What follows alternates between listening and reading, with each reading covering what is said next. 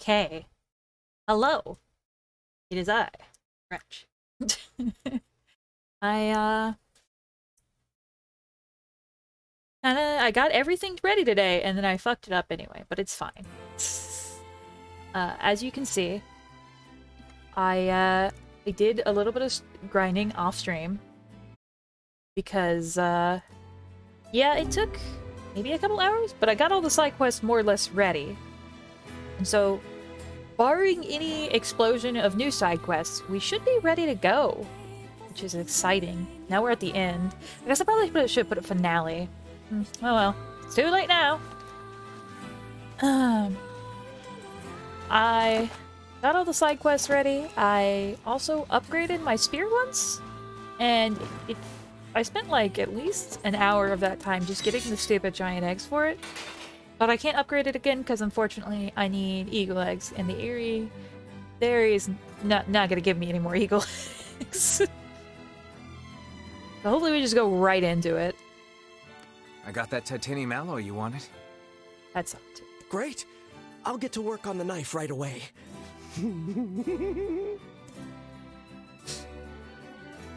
There you go. One world-famous junk heap kitchen knife. World famous, huh? Vegetable or bone, nothing cuts better. It's based off a design from my father. Your father cooked? Yeah, he did pretty much all the cooking. All Mom could do was bake bread. I sure miss those days.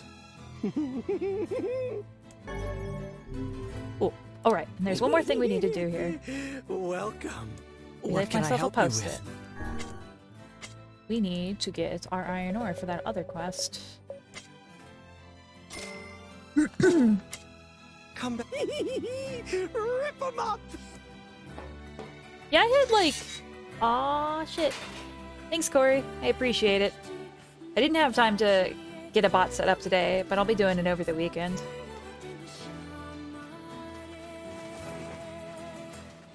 Sleep well. Oh, oh. Game doesn't like that.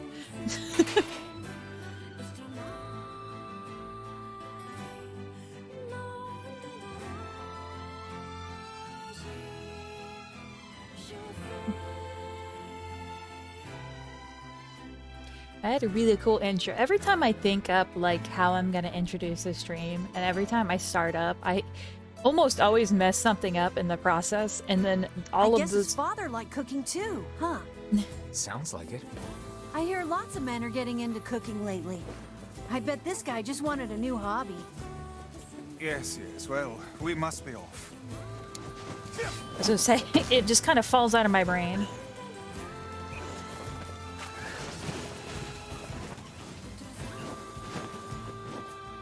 Alright, next we are going to... Right, we need to go to Facade and turn in the city materials. Oh my goodness, a little too much drift there.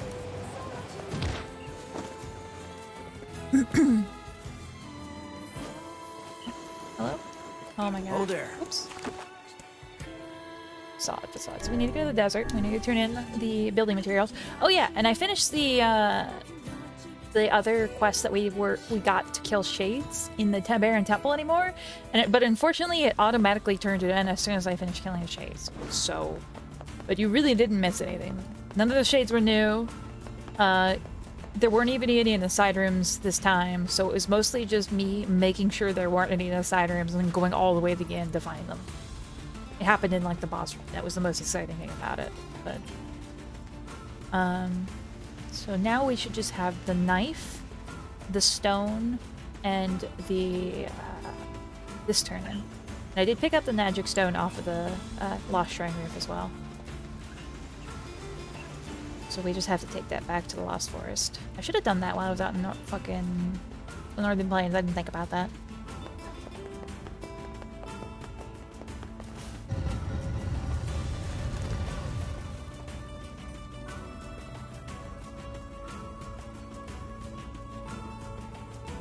I didn't end up with a lot of free time after all the grinding, so I was kind of in a hurry.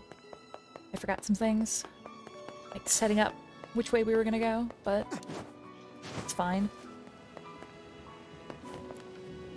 アルトゥルはしっ Go turn this in real quick.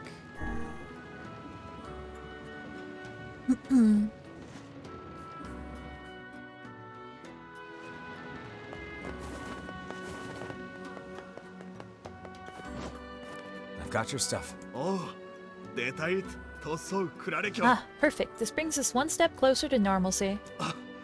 Here's a small token of our thanks. I hope you're willing to accept it. That is a lot of money. Thank you. I don't know what I'll spend it on at this point, but that was a lot of money. I wonder if I should double check if there's any weapons I don't have. I don't know why I thought that was... Oh, it's on the other side. Okay, I see where it is. 'Cause I definitely bought all the weapons on the village. I don't know if the weapons here are different, or if they're the same across the board in all the weapon shops. I did get, I think, a two-handed sword for the King's Quest as well. But still missing a lot of weapons. Okay, so there are some unique ones here.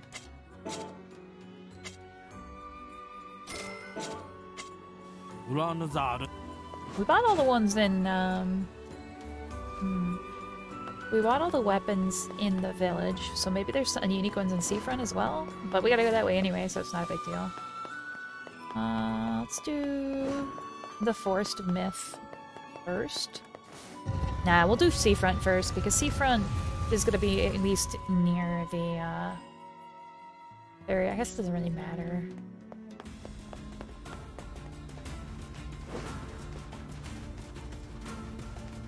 No, we'll do the forest first, because I'm not sure that this is the end of the stone quest. It seems like one of those quests that would be longer.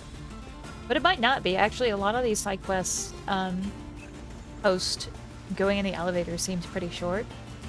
So maybe it will be straightforward. Who knows? We will find out.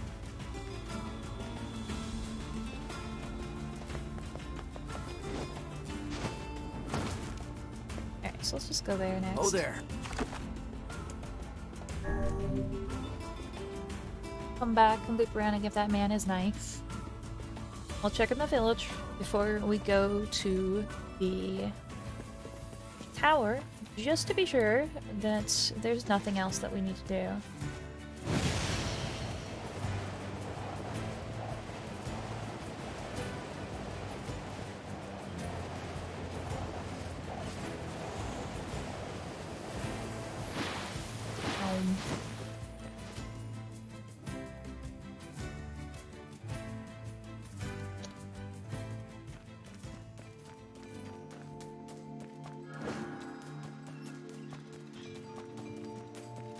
Well, did you find my stone?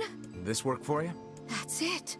Oh, thank you. Oh, and while you're here, how about a free reading? Come on, it's the least I can do. I'm sure my future looks very bright. Totally. Sure, might as well.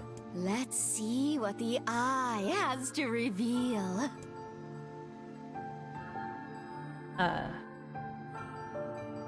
Maybe I should have saved. Where are we? I don't know. I've never seen this place before. Well, Shit! In our dreams? What cheek. Dreams? I refuse to believe that we were simply whisked off to some alien land. Yeah, I suppose. ooh boy, we doing this, huh? Whatever is this is, I want it. I'm gonna slow motion pick it up while our friends fight. One-handed sword, iron pipe. Okay. From the intro. I don't know why it does this. One of the reasons I actually started the game before stream was trying to make sure that we got any of this, at least any of this happening due to the controller out of the way, which it did. But I don't know what causes it to repeat afterwards, honestly.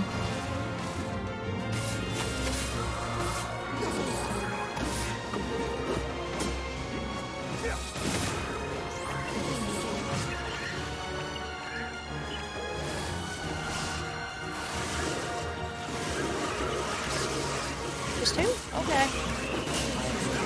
It dictates that, but it's fine.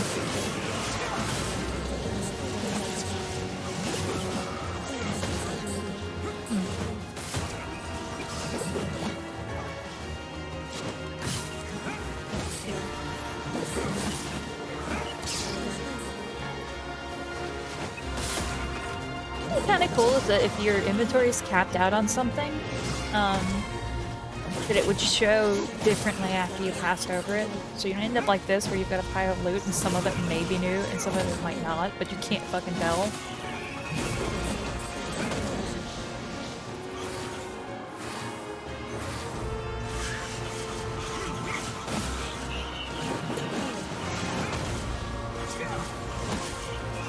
Rare over there.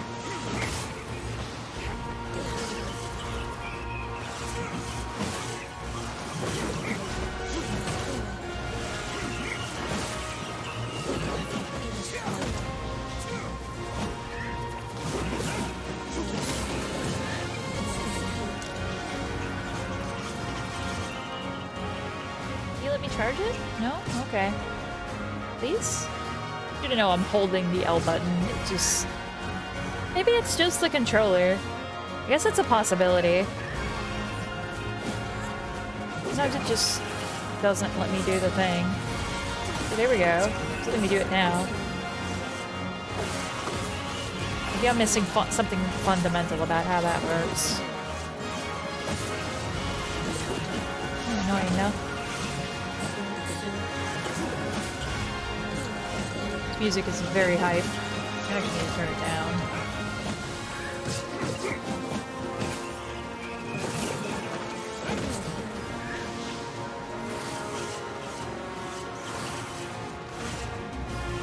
Let's go cheap. Let's go cheap. I did turn it back up, I guess. For a little while. There we go. That's really quiet.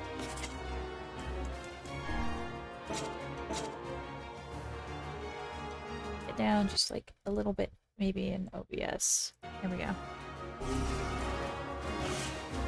Doesn't look like it's blasting the sound levels.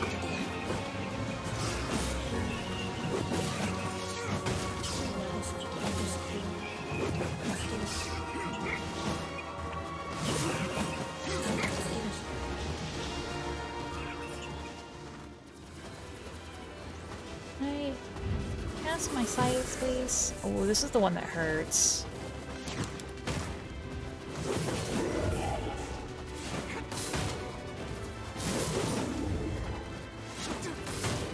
I hurt as bad.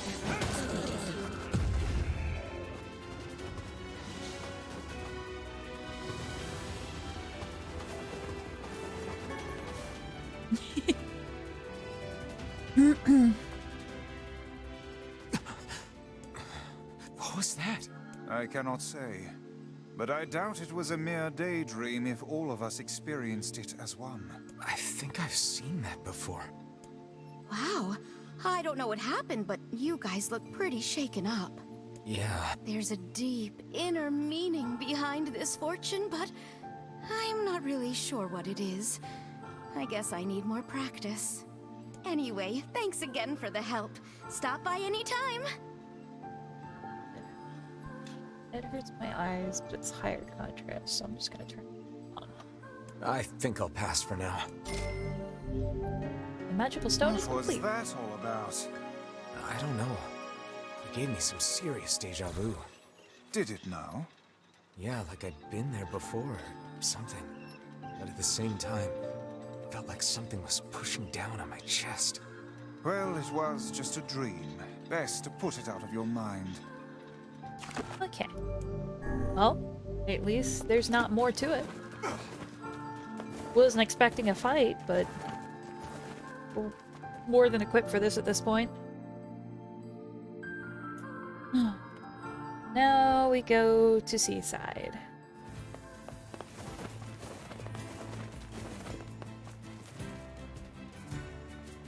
Try to actually make it onto the bridge this time. Try to light it up early before the shades spawn. Beep, beep! drift in here. Oh, too much drift. Oh well. Almost did it. Alright, bud. Oh there. Let's Get go to Seafront. And we'll swing by the village one more time. Double check that Savola doesn't have any more quests for us. And then we will go to the finale.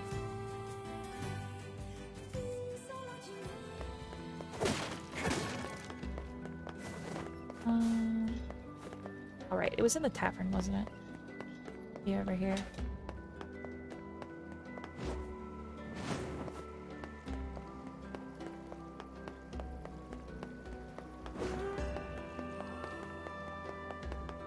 Turn in this guy's knife.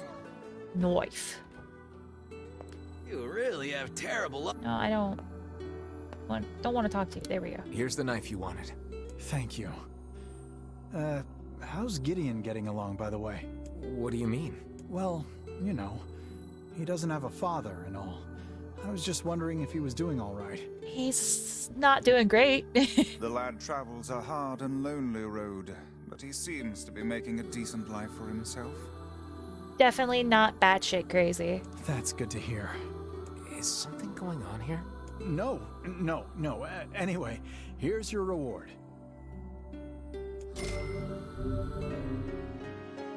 Who are you? Are you their dad? Oof. Right, we needed to look our weapons here as well. I almost forgot. We've got Yes, give me all of these, please and thank you. that.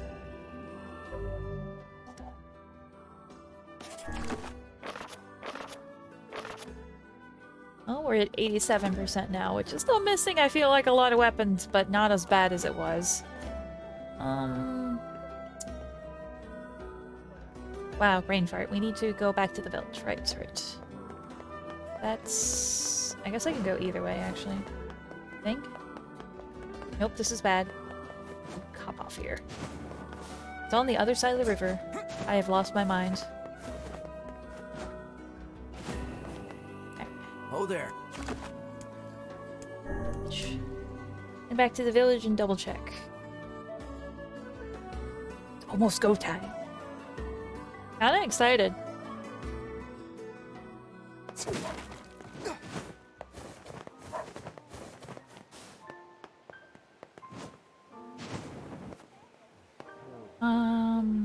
Wow. Too excited, apparently. Doesn't look like she has anything. That's it.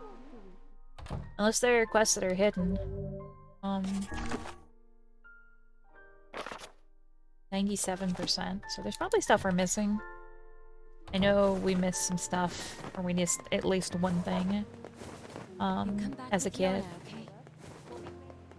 But since I'm doing it mostly blind right now, as blind as I possibly can be, I'm not really gonna look that up right now.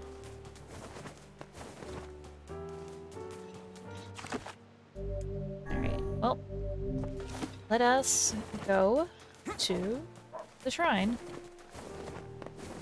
and start climbing. I might skip the mobs at the bottom at this point. Told you last time we were doing this that I was sick of the shrine, and I already had to go back up again to go get that stone. So I might just book it up there past the mobs. Oh there. Get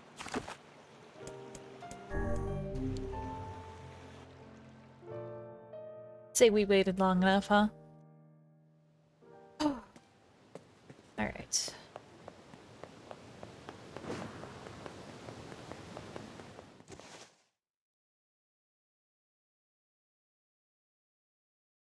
I think if there'd be any reason not to do that.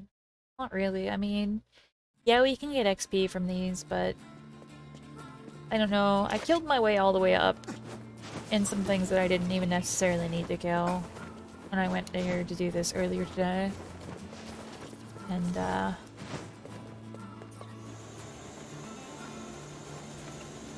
can't say whether or not it was worth it.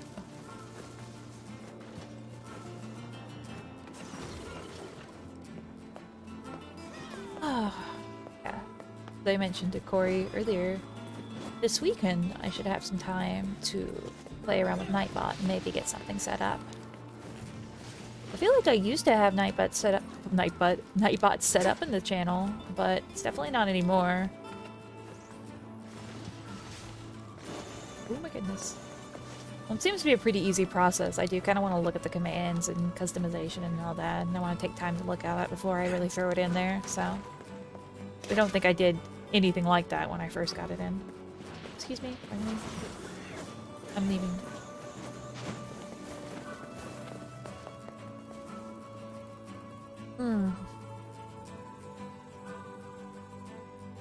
My neck.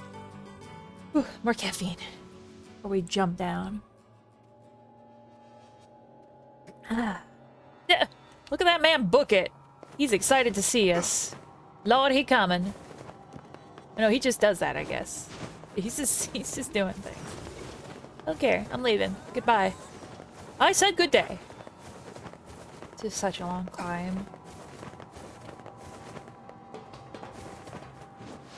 I don't remember if the music was this spooky last time I came up here today. Surely it was. I did have it turned way down because I was listening to a podcast.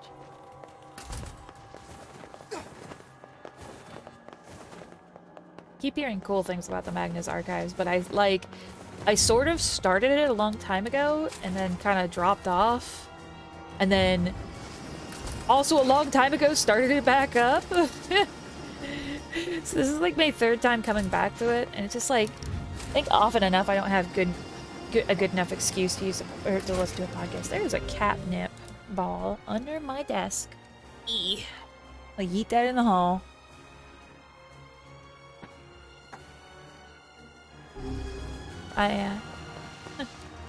That's been missing for a while. It was all caught up in the curtain.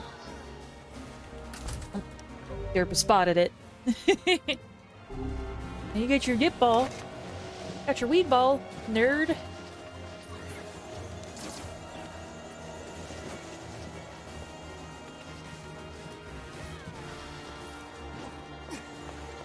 Bless her heart.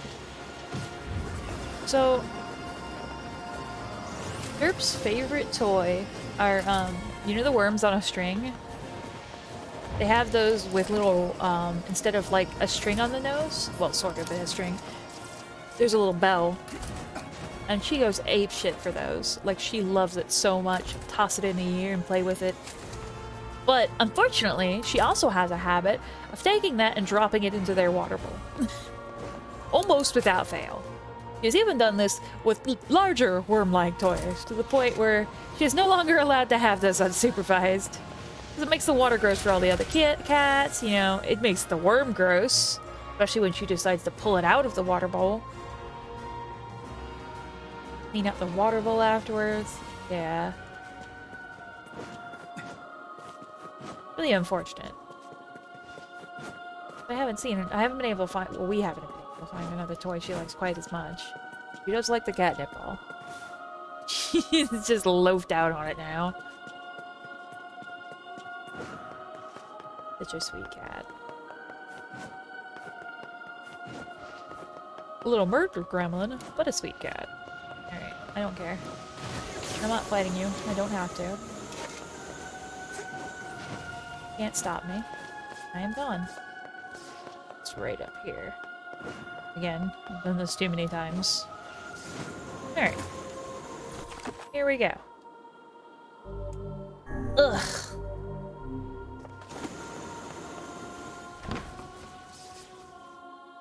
What doing, Gremlin? Staring at Wheat Bowl. Well, let's go murder the twins. I know I'm supposed to feel conflicted about that, but I'm still hung up over them making my friend sleep outside, which was not really ever resolved. So, yeah. Sucks to suck, nerds.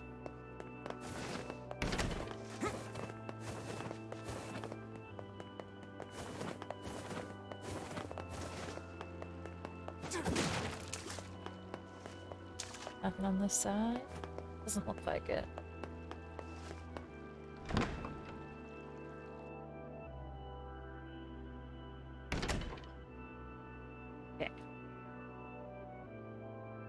old ladies? It's the twins from your village. Popola, Devila, what are you doing here? Hey, any chance you'll just go back to the village? This is a very dangerous place. Even if you can find Yona here, you probably can't get her out. How did you get here? Shh. We're asking the questions right now. Alright, well, we've already seen this dialogue. What are you two doing here? We went back to the village. We're here to rescue Yona. We're here to rescue Yona. No dice, huh? Well, I guess we don't have a choice then. No, I suppose not. How sad.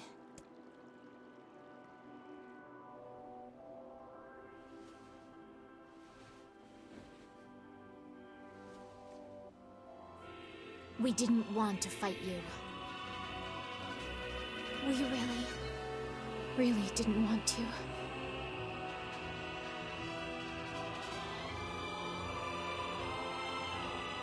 Devila, what's happening? Sorry, this fate was predetermined. Still, we spoke to truth. We really wanted to avoid this if possible. We were hoping to put it off for 100 years or so. Until the next generation came along. What are you talking about? Are they shades? I don't think so. It's a lie. I don't Okay, hold on. believe it. We never Oh my thought God, you'd that grow helps. to be this powerful. This is madness. Why do you block our path? You have no cause to speak so with us, Grimoire Weiss. You are a traitor. Try to get some of this dialogue without murdering them. Oh, you're switching health. Ah! Why'd you kick me? What now?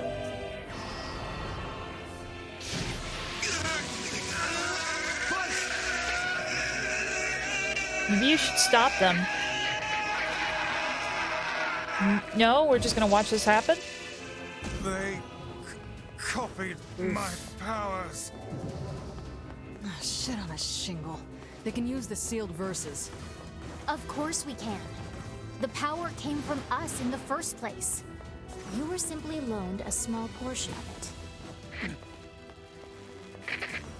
Vice! Are you alright? Devila, Popola, why are you guys doing this? Why are you siding with the Shades?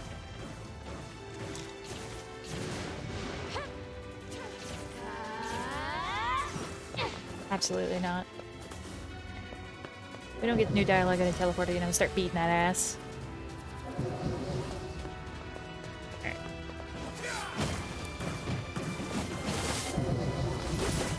Woo! They took a lot of damage from that. You guys got anything else to say before I murder you? Oh, you're doing new moves.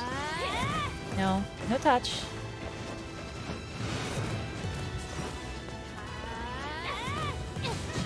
Alright. Ah.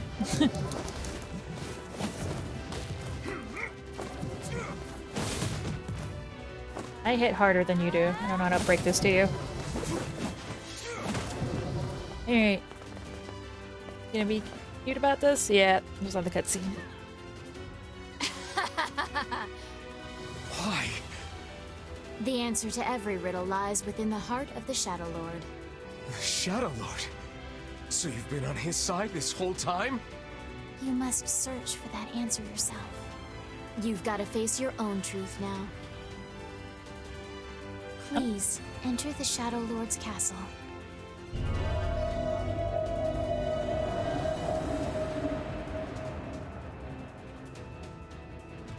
Okay. Thanks, I guess. Devila and Popola are fighting us. Yes, they do seem to be putting us through a great deal of...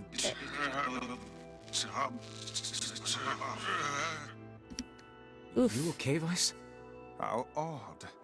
For long years, my mind and tongue have been my greatest assets. But now the latter seems to be... Hell, Vice? do not look at me like that.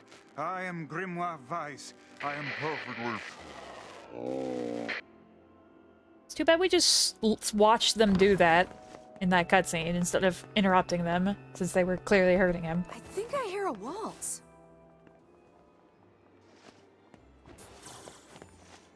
He scared me.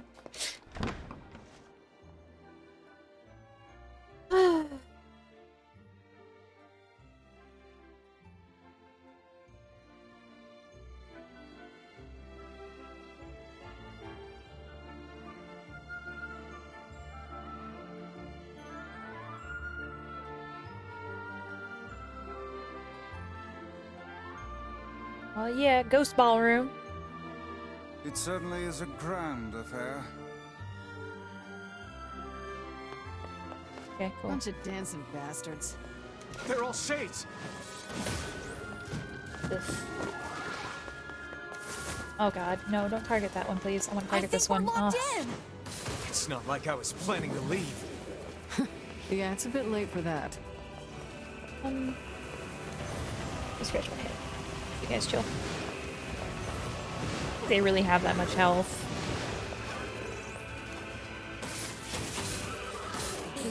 Maybe they do. Yeah, these are different ones, so. Goodness. Alright. That's gotta stop. Ugh. Stop! Cease!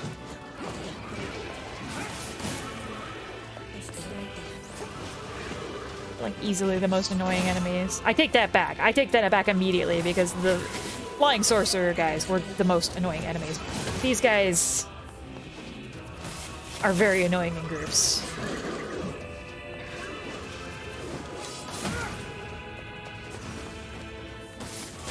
But they're a lot easier to dispatch than a lot of the other guys as well, so to be fair.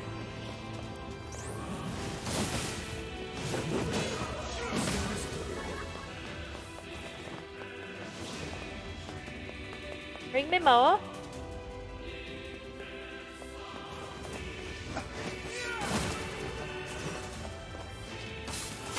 I will choose them all. Where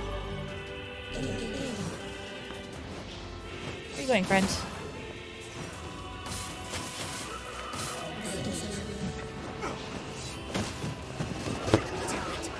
He knocked over his friends.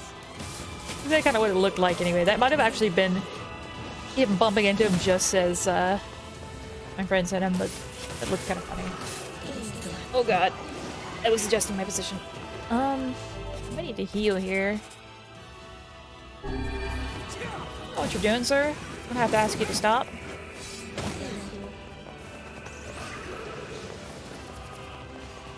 Ugh. You didn't like to stun lock me on Fight You Fair. You guys are extremely annoying.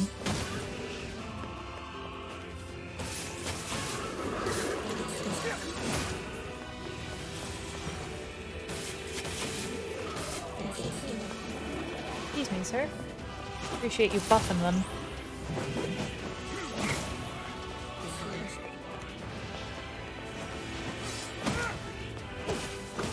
One of you. Yes.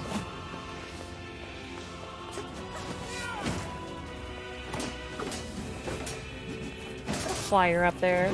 It is, isn't it? Yeah, it is. Fuck. Look, it's the truly the most annoying mob in the game I was just talking about. I'll get rid of these ground guys first. Damn it! They won't stop coming! I'll open the next door.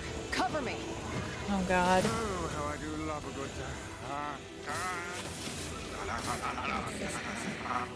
Twice! Hmm?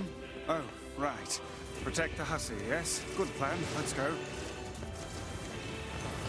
Protect Kaine for us! I am trying, sir.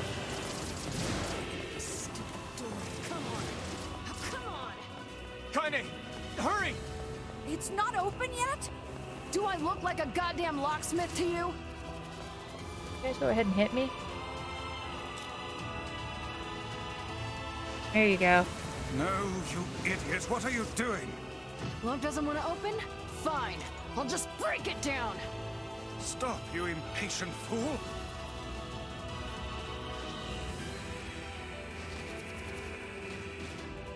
These things are so annoying.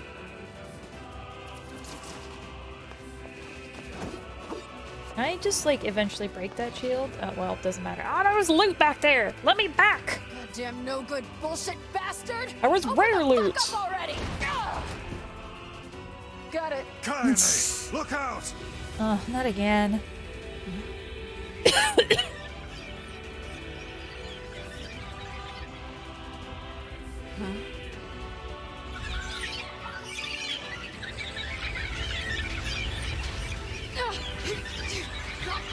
Is it time for Kaine to get hurt by random bullshit again? These things are freaking me out. Alright, we need, Oh look, the thing is there. Kaine, what's wrong? We need to help Kaine. Ugh.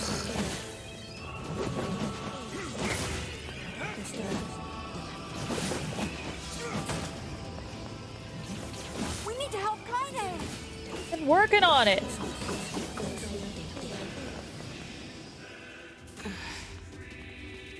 You okay? Yeah, well, we got problems.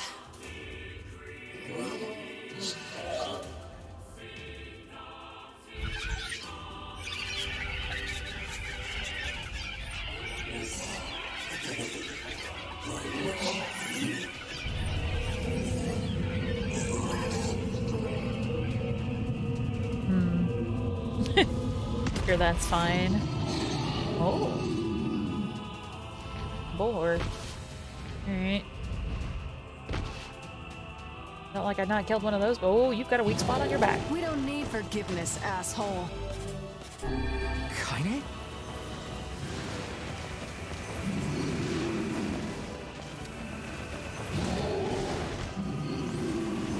He does have a weak spot on his back, but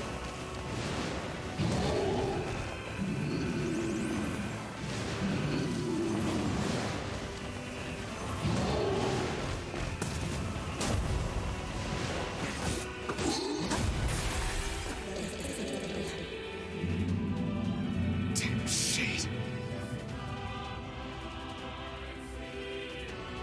Oh dear.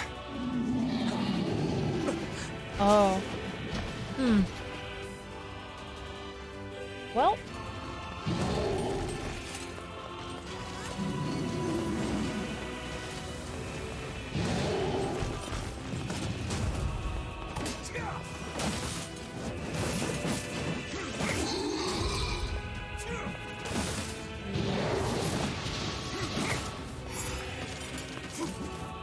You guys got to break your armor on the back. This thing? Fog. Oh no. He's gassing the room. Okay. Can't stop now. You Damn stop, it. sir. Stay focused, Kaine. Don't fall victim to such distractions. Come on. Looks we have like to keep going. Let's go. looks like I broke one of his things. Yeah, his stuff is breaking. This way. Move. We're leaving. Bye. This is still taking damage there for a little bit. Weapon? Weapon.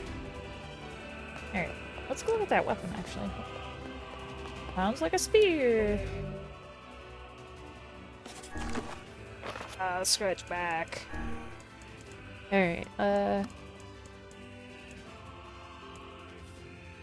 still not as good as the one I have. Granted, mine's a little upgraded, but still left. Oh. Alright. I don't know what it is about this game that makes me tense up my back so bad. It's just the combat. Okay. Down here. Nothing. Alright.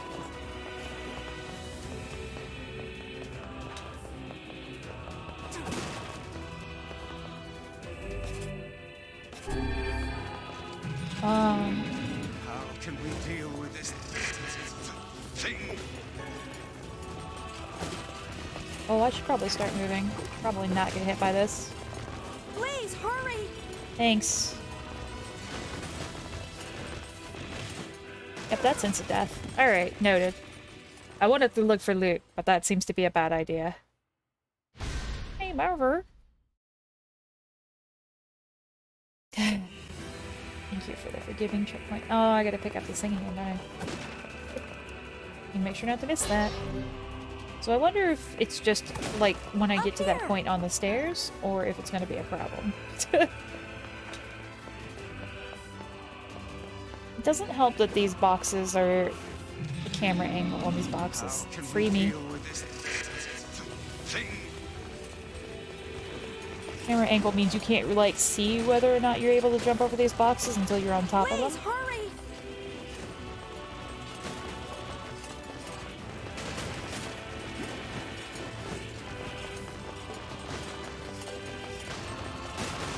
That's just a super secret weapon on the staircase that I missed. I'm being sarcastic, but I also feel like that's probably a thing. Alright, kids. Damn it, I can't get it open. Attack incoming!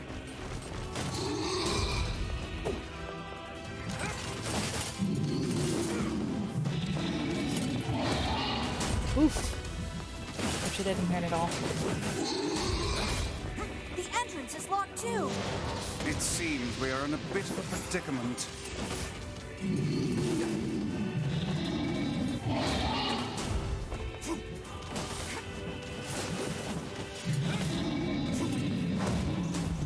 Let's do something real quick. No, I need to edit my words because we got some new words. One of these words might be better than what I have right now. Let's go ahead and switch that. Also, I probably want to put armor break on. Passwords, armor break, SP rate.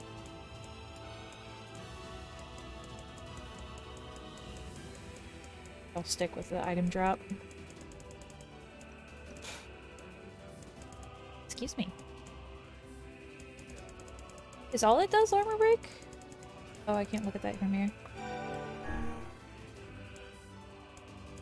Not attack power up. Because that's pretty strong too. I mean, I guess we need armor break specifically for this, to be fair. We already have a lot of power on the sphere.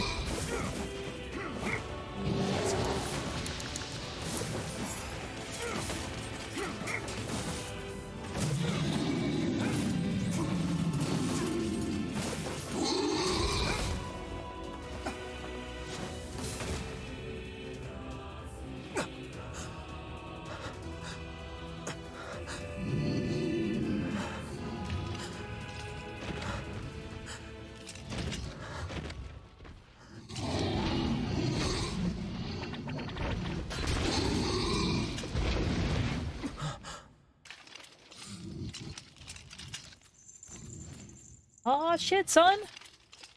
The boys are here! Girls. I'm surprised this one gave you so much trouble. Thanks, buddy. You make him non-immortal? That would be swell. Seal the exit.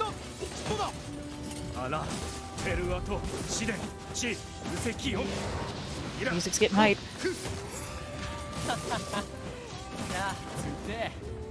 What are you doing here?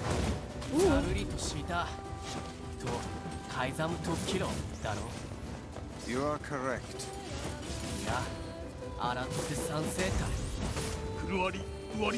Alright, it doesn't seem to matter for breaking the armor. I want to put that word back.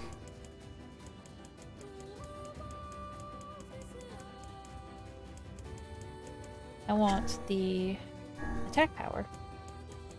These. Less. On, right? Yeah.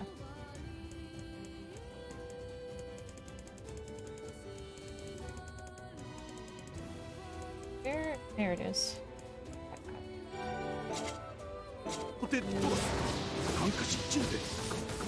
But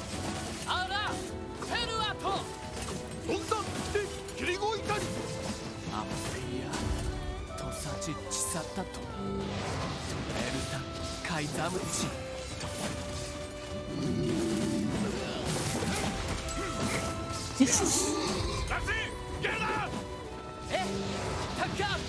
Bye. Hey! Stop! Let me go! Stop it! Damn it! King, no! ギ後でアリクラーサアコ Okay. No! Open the door! You can't fight that thing on your own! ユククおタオキアルタリュートクルトこっちいる勝てケタルイトエチケロアルテリアだせギウジ88. 各石技師真鍮カレルタカイザムテラスなんだ新たてウラーヌペルアトチウラーヌペルトトチ Look at my drink.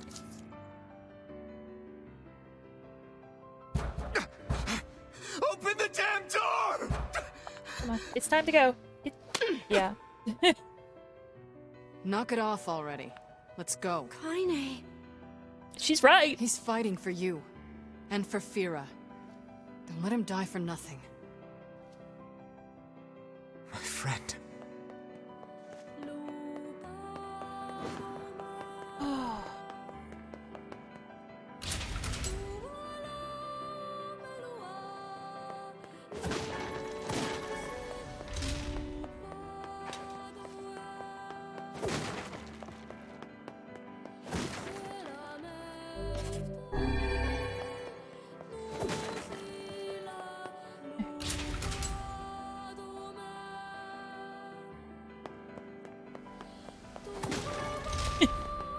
It was like, I didn't check to the sides of the door. Probably fine.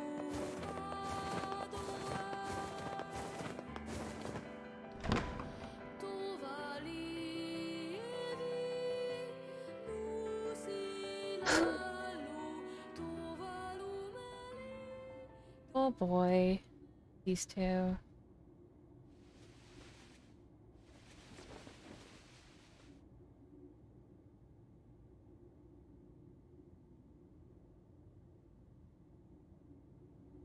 Devila. Popola. Oh, look. You made it. We've been waiting for so long. Why are you doing this? It began 1300 years ago. Humanity, finding itself on the brink of extinction, undertook a last-ditch rescue plan called Project Gestalt. Our auditorium. Gestalt?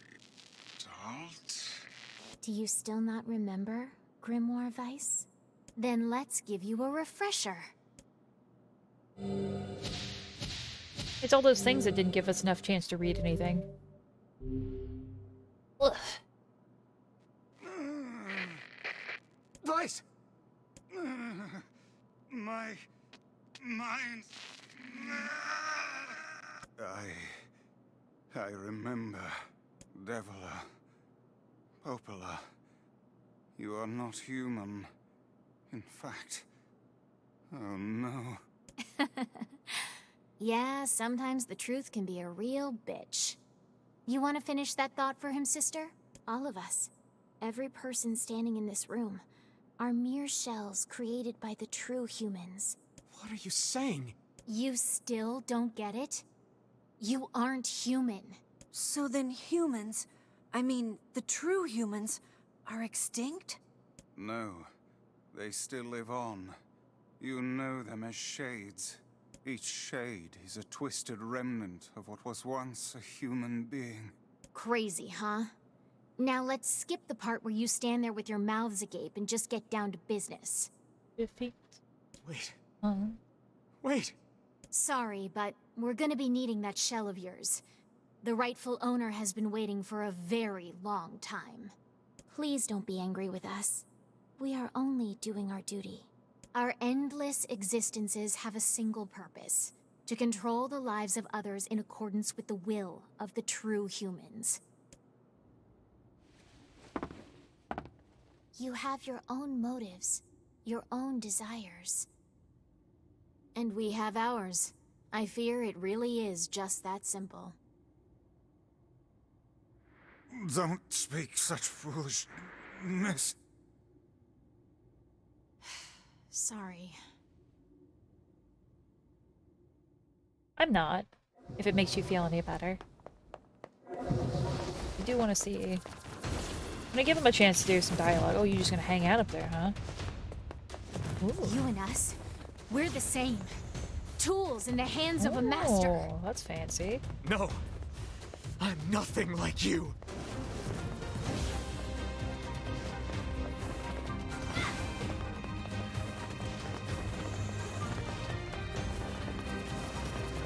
More dialogue? Or I start beating your sisters to death?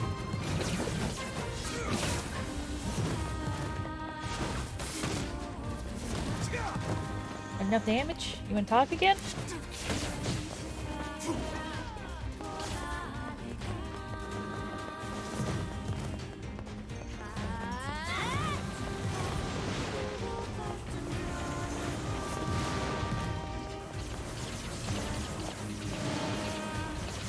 I highly suggest you start talking, because otherwise, I'm gonna kill you. You're real close to death. Nothing to say?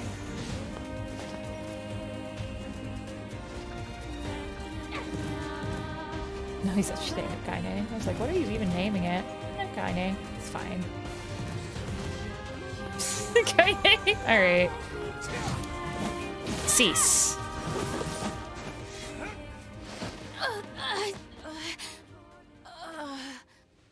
Devila? Devila?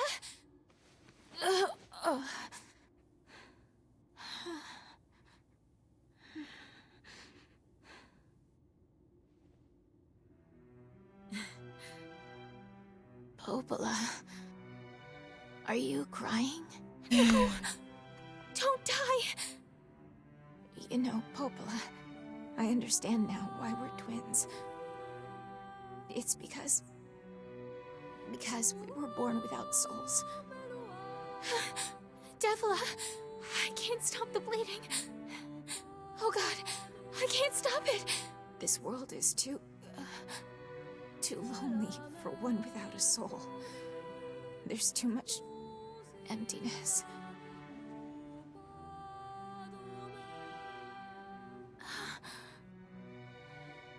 Our souls are missing. And yet somehow our tears still work. It's kind of weird. Sorry, sis. I love you. Devila! Devila! Don't you go! No, I can't be alone! Devila! Fix that.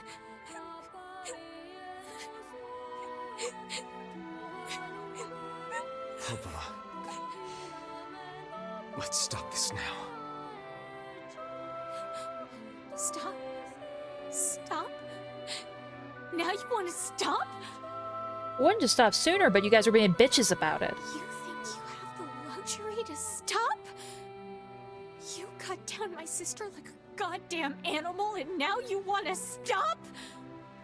Popola, wait! It doesn't have to. No one stops! It's way too late to stop! No one stops! I'd feel bad if you two didn't start this. Insist on it. Don't do this, Popola! You and Devil were like Alright.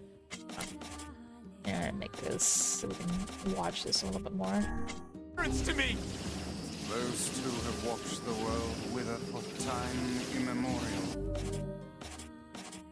The cruelness of such a fate is difficult to imagine. I don't I think want to she's do actually dying I to don't want to fight her! Kaine and Stop bitching and start fighting! It's the only way!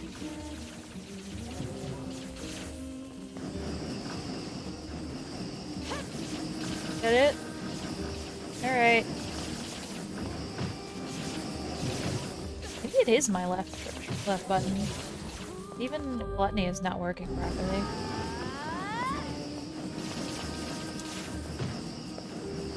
Like, change these? No, it's definitely LB. Alright. Time for you to stop.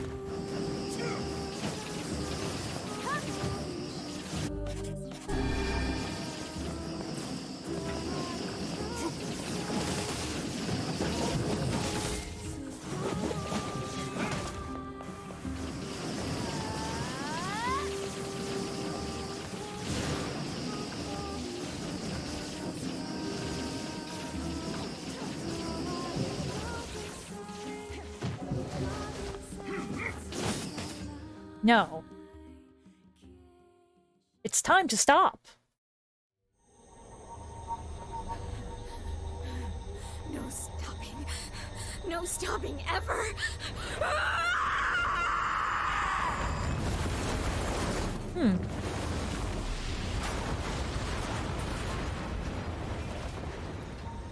The bridge! Blast! We're trapped. I've got an idea.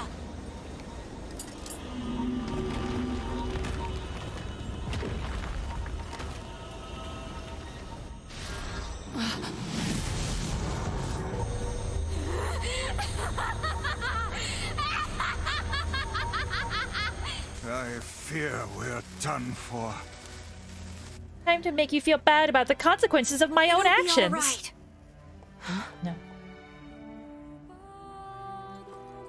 You know, when I was young, I hated my eyes. And now that I'm older, I hate what my body has become. But there's something else there now. Something like pride, you know? I mean, without all this, I couldn't have become your friend. Yeah, I'm gonna feel bad if Emil dies. Goodbye, my friends. Yeah. Thank you for everything. Fuck you, Popola. Emil. For so long, all I could do was destroy. But now, I have a chance to save something. No!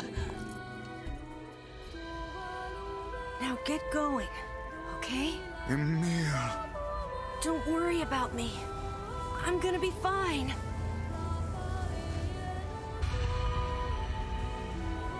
Emil! Emil!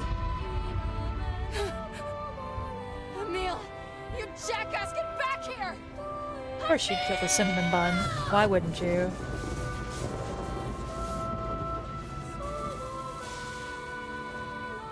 Oh dear.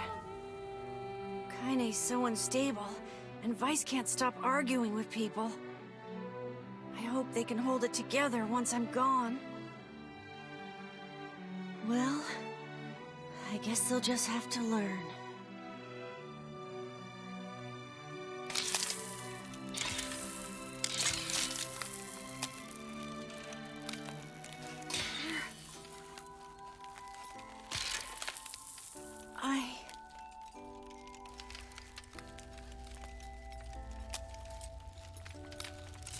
I want to see you again. I want to see all of you again. Just one more time. Baby. I'm scared. I don't want to die.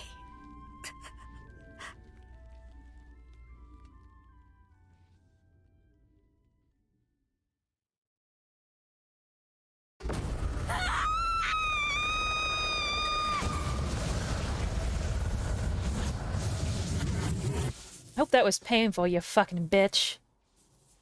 I hope it felt like a goddamn eternity.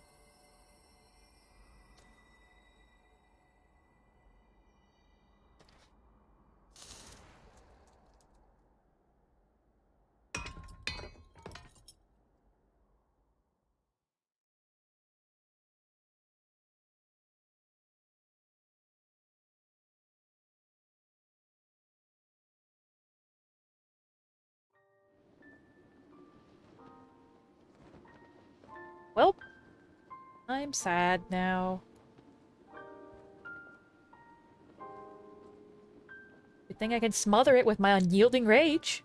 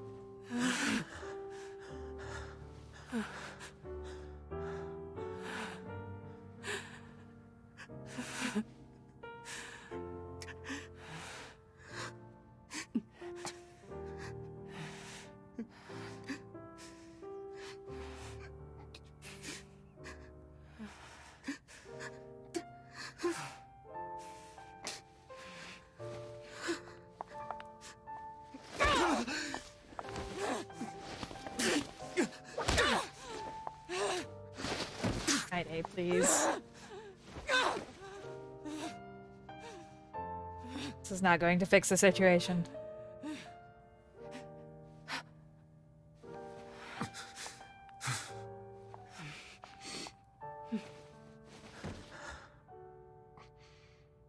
Let's go.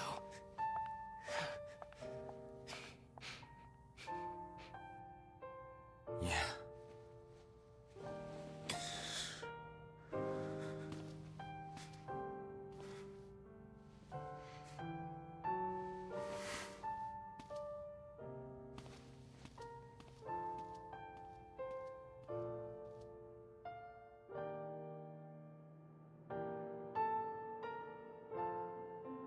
My name might... Oop, oop, please no lag. My name might be my spirit animal.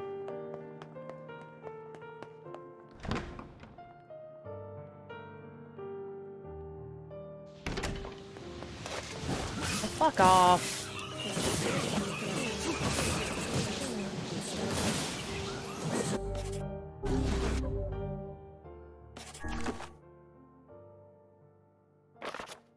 Yeah, my D button just isn't working right now, I guess. That's weird, though. Oh, there we go. Okay, so...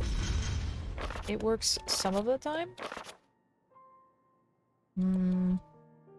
It's not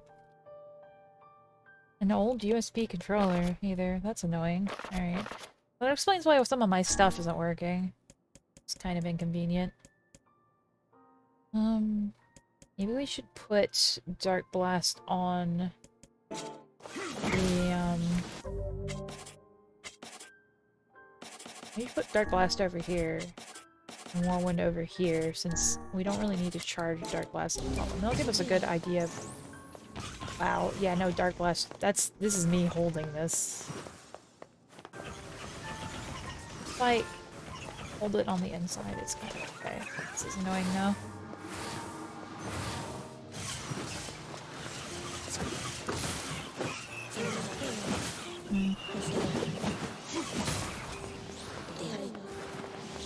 I do have another USB controller I could probably use. I don't know how effective it will be, or if it'll work, and I'm not gonna mess with it tonight, but kind of a bummer.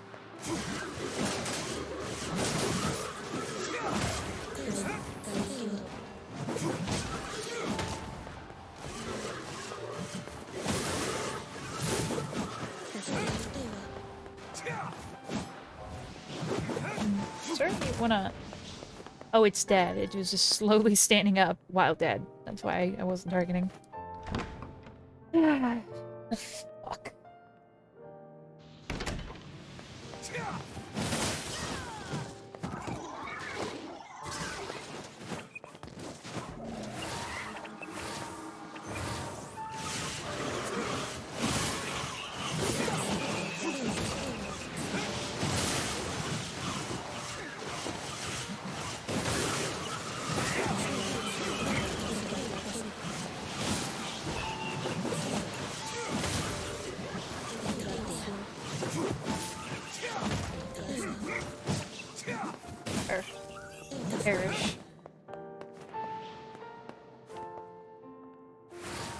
This ain't another one. Go ahead and pop this out. Oh, no second spawn? Okay.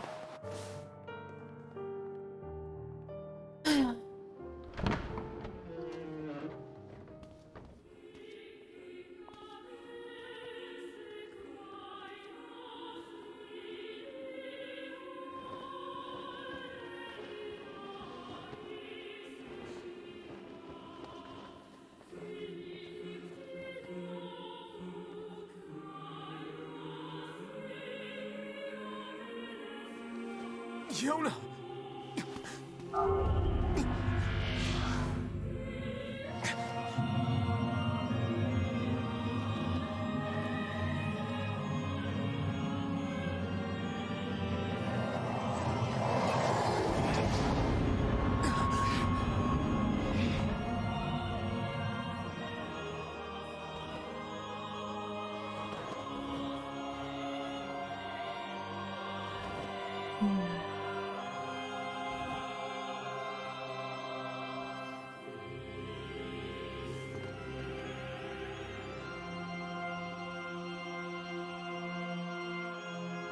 This ends here. Strike hard. Hold nothing back.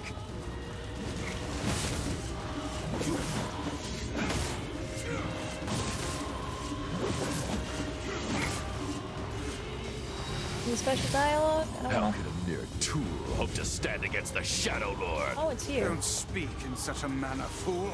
I am nothing like you. Alright, bud. Time for you to cease.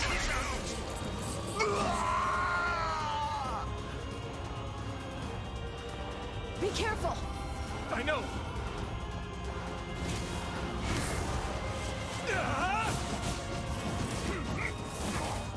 Probably parry these.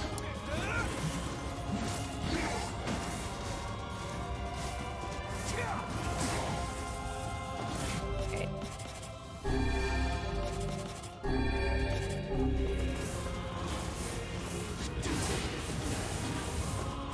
Being rude, sir.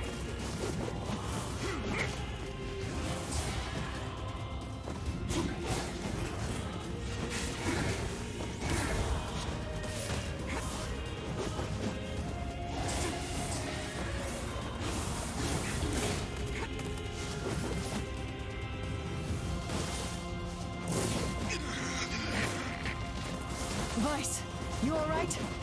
Naturally, I'm as fit as a fit.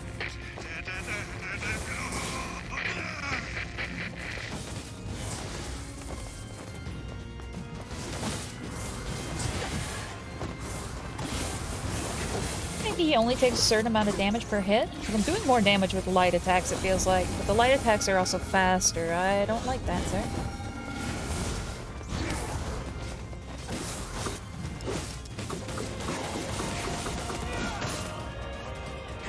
We have something that's more than capable of quickly stabbing somebody. Oh, he's at a threshold.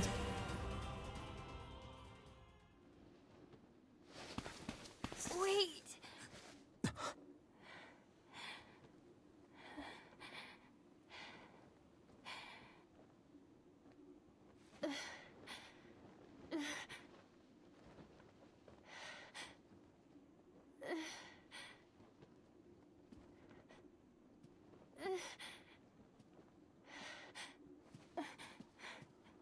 Brother? Yona. I think she's talking to you, bud. Yep. Huh?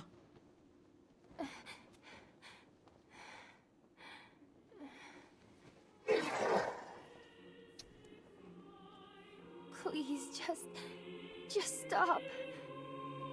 I don't want to do this anymore. I don't need someone else's body. I don't want it.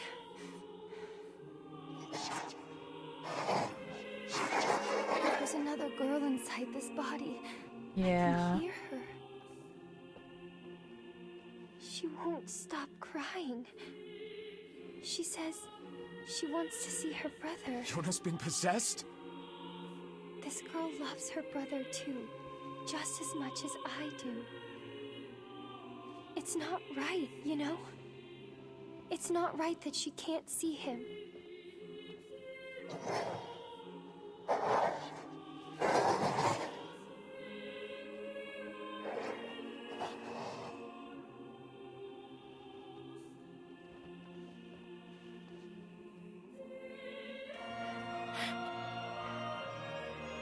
It's you, isn't it?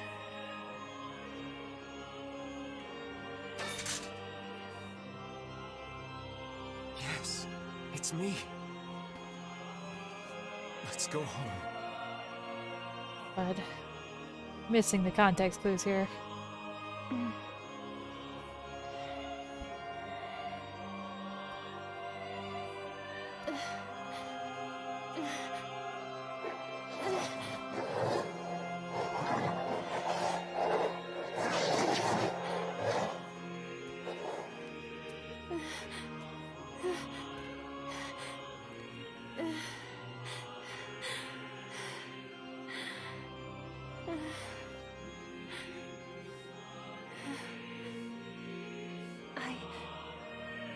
I'm really sorry. I don't know what to... I'm so very sorry. No matter what. Just know that... I love you.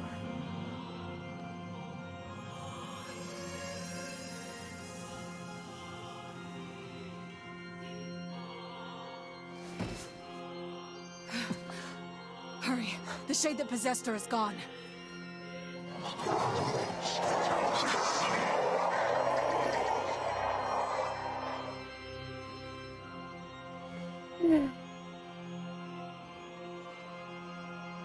Kaine, watch over Yona for me.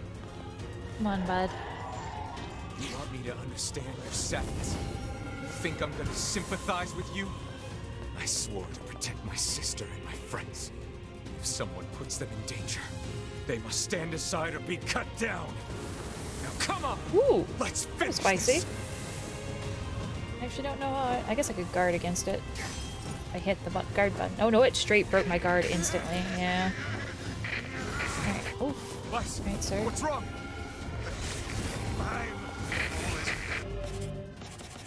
Sir, I'm trying to get all the dialogue before I kill you, if you would chill for a second. You're freaking me out here, Vice. What are you doing? Come so... Just do it! Strike the killing blow! Well, we're done talking. You don't seem to be protected by your defense, sir. Like you were earlier.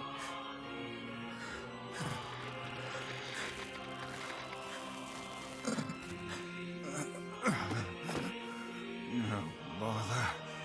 One moment, please. You okay? Fine, just fine. Alright, no, I'm not. Vice. It seems some headstrong idiot has decided to push me beyond my limits. Tit. I should have taken that job as a cook. Yeah, I was totally using magic. Vice. I'm sorry. I'm sorry. Only joking. I hate cookbooks. But... Let's go. Out of the way.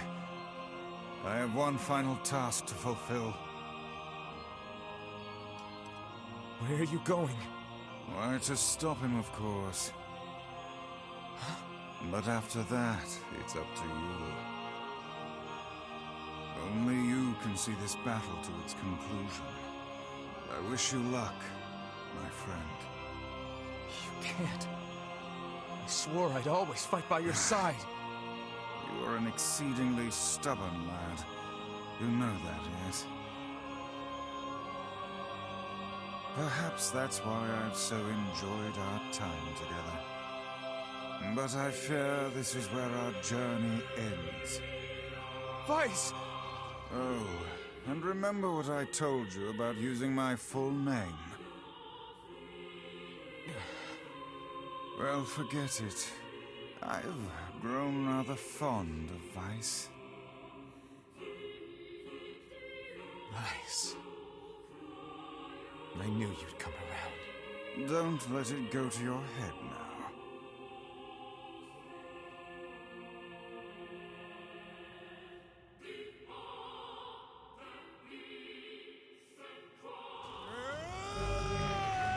Lord Vice has lost all his powers. Okay. I have something to defend. I have a reason to live. Need you to... Sir. Alright, hold on. It doesn't have a timer, so I'm gonna kinda... see what kind of dialogue I can get out of this as well. Yeah. Got plenty of healing items, of course. Assuming I don't eat it too often, like that. Yeah, let's go for it. It doesn't sound like he's doing anything else. Oh my god, let me stand up, please.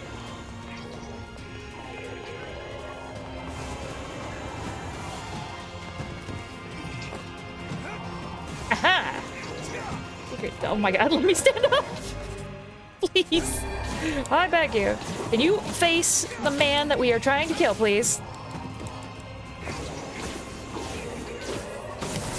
There we go. Ah. And we get to do it again. Cool.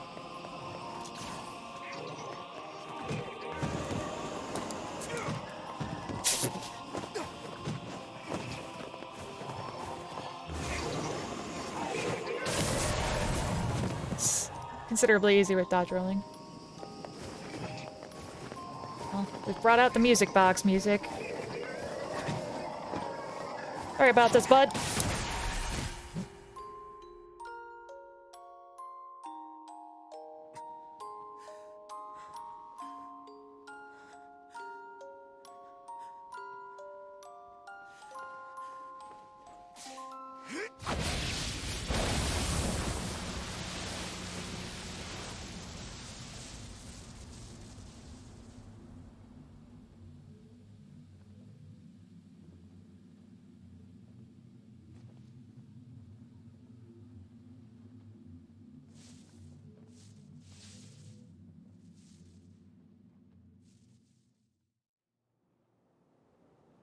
You've been unlocked. A world in flux. Come on over here.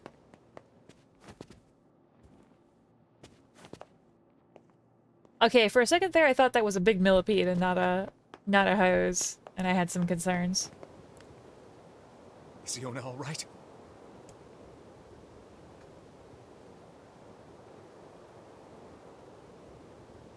Oh god, no. Oh, please, the girl is fine.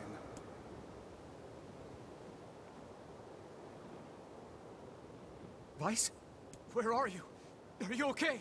I am as well as can be, considering I have lost my physical form. Doubtless my voice will be the next to go, so listen closely. Your sister is safe. Do not mourn her, and do not give up hope. Instead, you must call her back to you. How? Use your memories. Recall the times you spent with her. Present her with proof that the two of you live still, and that your lives have meaning. Typical. But take heart. I know you can do it.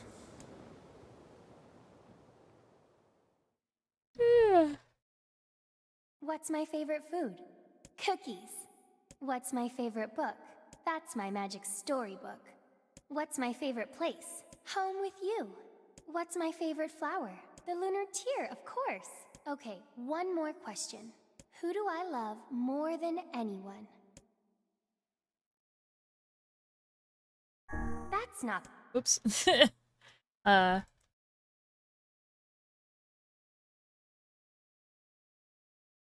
Yeah.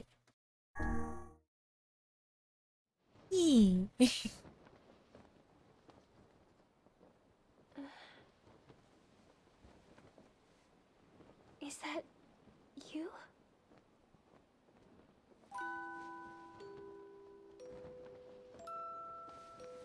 Iona.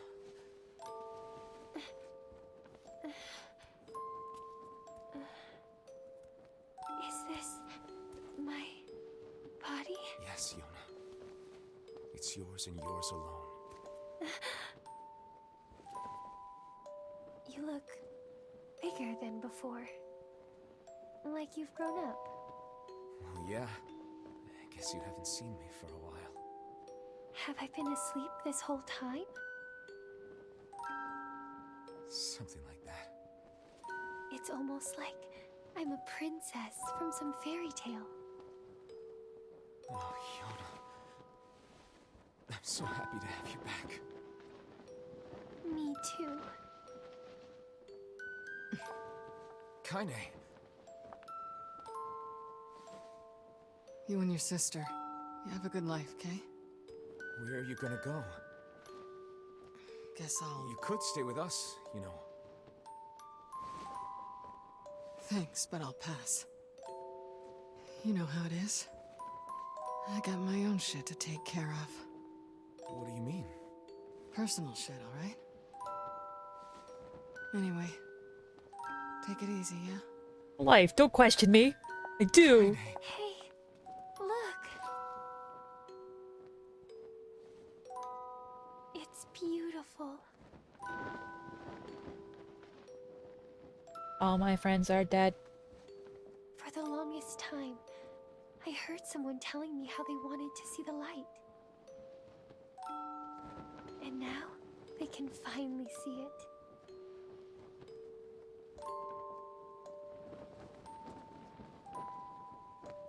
So that's gonna be kind of awkward to explain about the whole Govola and Popola thing. Do we just keep that a secret? How do you even keep that a secret? Like, yeah, I had to kill them in order to rescue you. Also, we're not human, I guess. I imagine he just doesn't tell her, right? Just pretend nothing happened.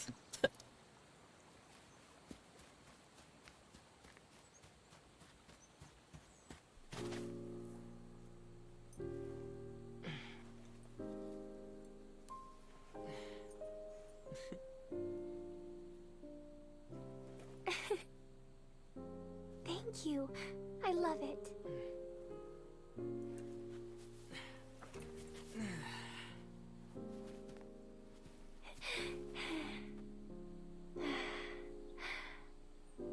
It's so sunny today. Yeah, it sure is.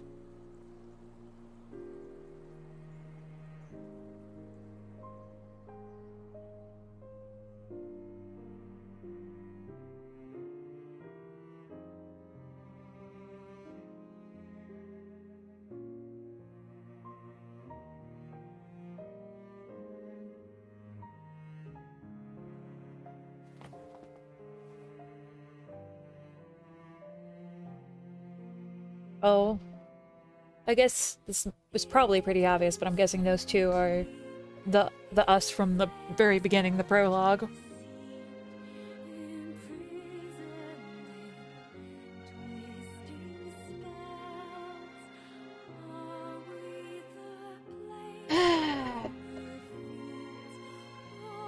There's some long cutscene. I mean, some long cutscenes, some long credits.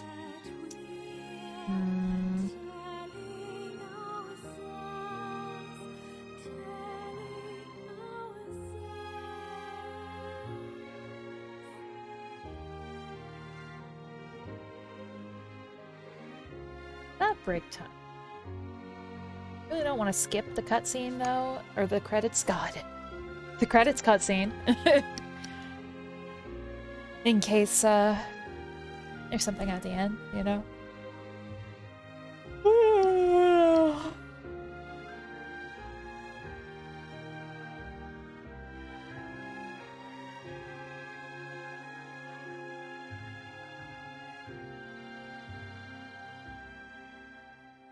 So again, I'm gonna go out on a limb here and say we're not done yet. Because we did talk a little bit before about how, I did see that there were other endings.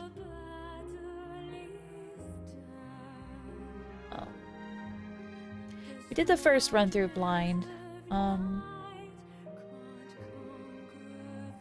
probably kind of do a little bit of research. Maybe on break, because we're probably gonna go right back into it.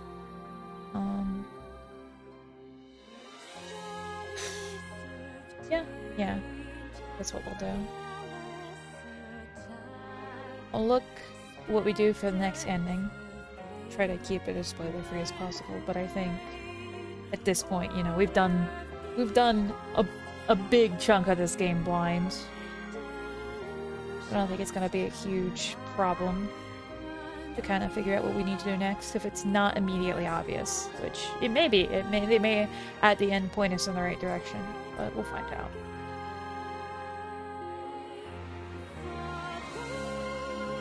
Question mark.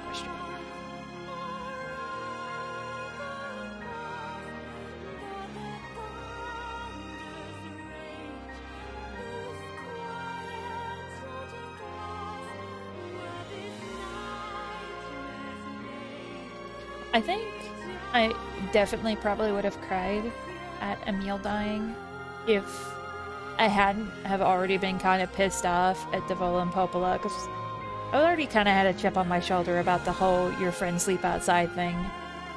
And then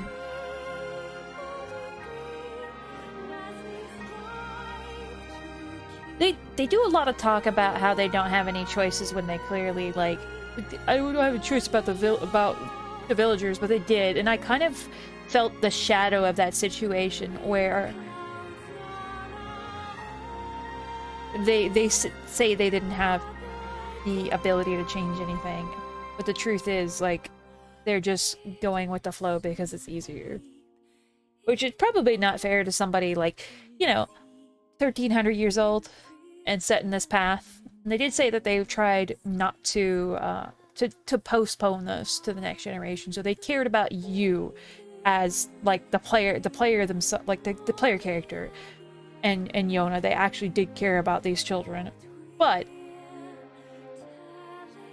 they turn around and try to make me feel bad about killing them when they're the ones who forced us into this situation in the first place. Well, I'm not going to feel bad.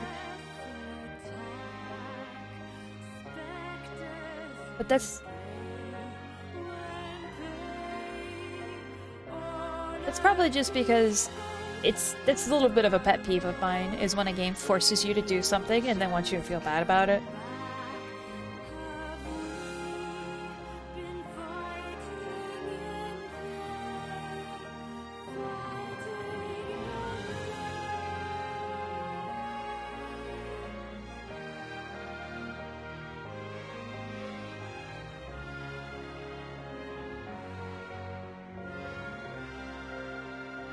Yeah, I hate that. I hate getting forced into something that you know is fucked up, and then the game's like, hey, you did this fucked up thing, time to feel bad about it. It's like, no, you made me do that.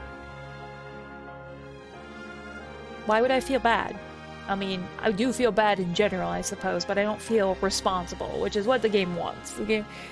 Games like that and moments like that are meant to make you feel responsible for these actions, when they're actions that you were literally railroaded into anyway. Alright, so we're gonna save here, maybe? I guess if we have to, we can always start a new game to go to the kid timeline. But ending A, okay.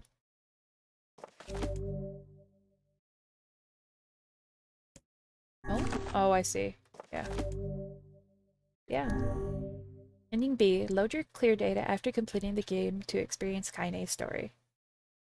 You now read a departed mother's diary in your house.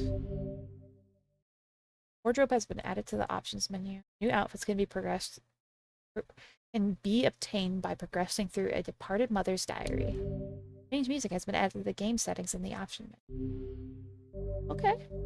We really don't have to look it up, because that's pretty clear what needs to be done. Before we load this up, I'll kind of get us to it, but I'm gonna go ahead and take a break, because I'm guessing there's going to be some opening cutscenes and all that fun stuff, and we will get into that shortly. So, I will be back.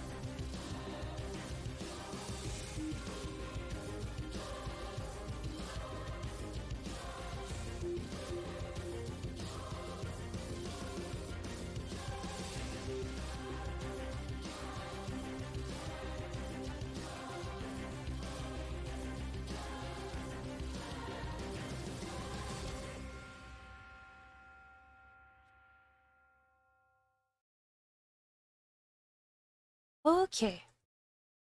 I am back. Stretched, at the kitties, and a little snack. Ready to keep going. That's right.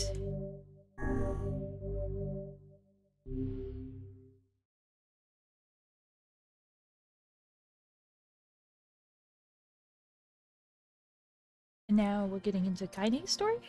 Yeah. Whenever I interacted with Kaine, I was reminded about something from my past. Maybe my mind has been confusing her with my sister this whole time. Anyway...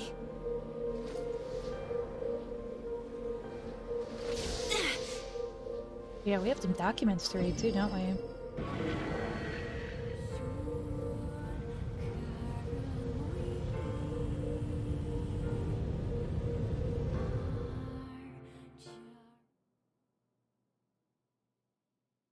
Chinese dreams, discrimination. The sound of rain filled the village.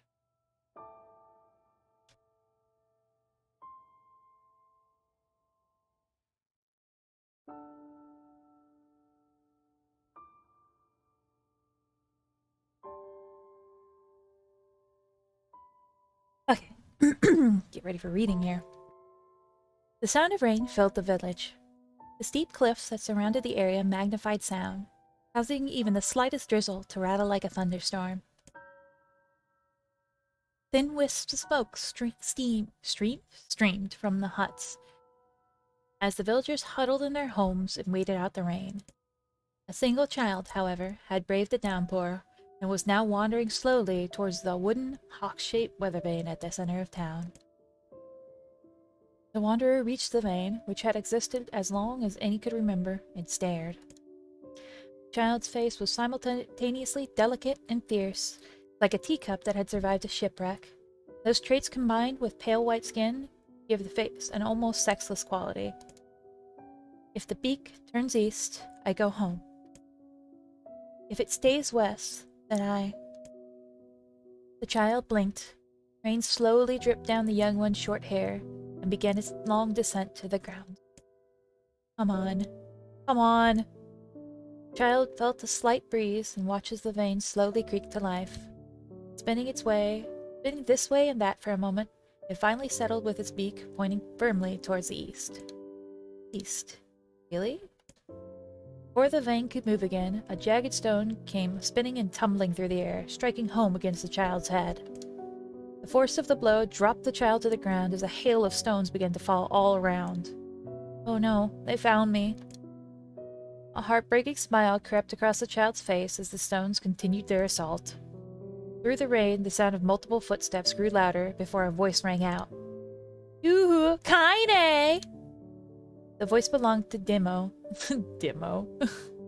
The worst of all the bullies in the area. As Kaine struggled to stand, a final stone came skittering through the mud and bounced against her foot. Blood oozed from a cut above her eye and blurred her vision, but she could make out the shapes of Demo and his usual gang of idiots. The boy seemed taken aback for a moment by Kaine's singing indifference to the blood dripping from her face, but quickly regained his bravado. What's up, freak? You like the rain? You like getting all wet? Or did you finally decide to run away from home? Even though she knew it was futile, Kaine turned to leave. Before she could get more than a few steps, the other children scrambled to surround her, cruelty burning in their eyes. Kaine knew those were not the only eyes on her. Her tormentor's parents watched from the safety of their homes. She was attuned to this sensation. It was one she'd experienced many times before. Though some villagers simply turned a blind eye to the actions of their children, many encouraged it openly. In a society ruled by superstition and fear, Kaine was something to be hated and, if possible, destroyed. I didn't say you could leave, freak! Demo's words chewed at her like a worm through an apple. He can't hurt me, she lied to herself. Be strong, be brave, he can't hurt me, he can't hurt me, he can't hurt. Oh, look! The little freak is gonna cry! What's wrong? Are you sad that everybody hates you and wants you dead? Kaine prayed for the rain to flood down and carry her away from a world that seemed to have no place for her. But if there were gods, they chose to ignore her. As Demo crept ever closer, the clouds began to thin and the rain slowed. Even the weather hates me. I'm useless. A failure. I wish Demo's rock had taken my head off. Kaine couldn't meet Demo's leering gaze. She lowered her eyes and stared at the muddy ground below. Billy moved forward until he was inches away. He could smell the scent of old meat on his breath. The boy grabbed Kaine's face with his thick fingers and yanked it upwards. She tried to turn away, but he forced her gaze back and jammed his thumb against her eyelid to pry it open. Show me. No. Did you just say no? Demo grinned evilly. You don't get to say no to me. No one says no to me. Even taking his attention from Kaine, he called to his cohorts. Come on, guys. Let's give the freak what she deserves. As Demo finished, kicks and blows began to rain upon Kaine. Demo paused, still grinning, as Kaine curled into a ball and tried to make the pain stop. I don't get you, freak. What you acting like a girl for, huh? Everyone knows what you really are. Kaine ignored the question, choosing instead to stare at the weather vane. It continued to point east as if it were supremely confident about the future it had chosen for her. Go home. Yeah, that's a funny joke for someone with dead parents and no home to go to. Freak! Chanted the children. Freak! Freak! Freak! Kaine closed her eyes and listened to the rain, waiting for the pain to start again. As the clutching hands of the village children closed around her, she bent her mind to the sound of the rain, letting it become her world entire. The rain fell, but the pain never came. Only when the laughter of her tormentors turned to terrified cries did she dare to open a single blood-caked eye. Kaine was shocked to see Demo sprawled on the ground, screaming, holding his head and screaming in pain. He could see the blood welling from the spaces between his fat, twisted fingers. Oh my god, he's crying! He's actually crying! Deprived of their leader, the other children glanced back and forth between themselves, as if waiting for someone to step up and take charge. When no savior emerged, they began an uneasy shuffle away from Kaine. But the young girl was the least of their concerns. Instead, their attention was rapt on the ancient woman standing a few feet away. After struggling for breath for a moment, she finally spoke in a voice thick with rage. Hurts like a bitch, don't it? Now I suggest you scatter before I throw another one. And if any of you little bastards ever touch my Kaine again, I'll do far worse than throw a rock. You can count on it. The old woman crouched down and gently touched the hand of Demo. Gently touched the hand Demo was using to cover the wound. Before he could think to protest, she ground her palm into the wound and twisted back and forth. Ow! He screamed, lipping to his face. Stop it! What are you doing? Quit whining. Ain't nobody ever died from a scratch. You hit me with a rock, you stupid bitch! A big one! That thing could have killed me! The old woman shrugged. Death is the best cure for stupid. Demo's face twisted with rage at her words. Locking his eyes on Kaine, he took a step backwards and spat on the ground. Get out! Leave this village! Nobody wants you here! Either of you! Seeing the old woman grab another stone, Dibbo and his companions turned tail and ran. As they fled, the old woman grabbed her side and barked out a single laugh. Ha! Look at the fat boy go! Guess he's healthy enough to run from a fight. The woman's smile faded as she turned her attention to Kaine. Kneeling down, she removed her shawl and placed it around the young girl's shoulders, then produced a cloth from the fold of her dress and began blotting at the blood on her forehead. Well, Kaine, she said, why didn't you fight back? You're a lot stronger than that lot. The words of her grandmother stung Kaine, and she turned away. Don't be nice to me, she said. I don't deserve it. Nothing matters anymore. Her tears, held in check for so long, finally began to fall on the muddy ground below. Everyone hates me. They think I caused bad things to happen. They think I'm a freak. I wish I was dead. As Kaine's tears turned to sobs, she felt her grandmother's hands on her shoulders. Despite her advanced age and diminutive size, she was a woman of surprising strength, and Kaine found herself unable to turn away. Don't talk like that, girl. It's a river wide and deep that flows between the realms of this world and the next, and it grants no mercy to any that attempt the crossing. You've got a duty to fight until your last breath. Understand? The old woman tightened her grip and tried to still the tremor in her voice. You know the pain of losing someone close to you, Kaine. You know because you survived it. As the words hit home, Kaine was struck by the force of her love for the old woman. As a young child, she didn't even know of her grandmother, but when her parents died, the woman quickly accepted her as her own. Grandma, as Kaine called her, was cunning, vulgar, and quick to violence, and their first few years together had not been easy. But with each year that had passed, Kaine and her grandmother had grown closer. However, it was only now, sitting in the mud with tears and blood caking her face, that Kaine truly understood the depths of her affection. I need to drink a little bit here.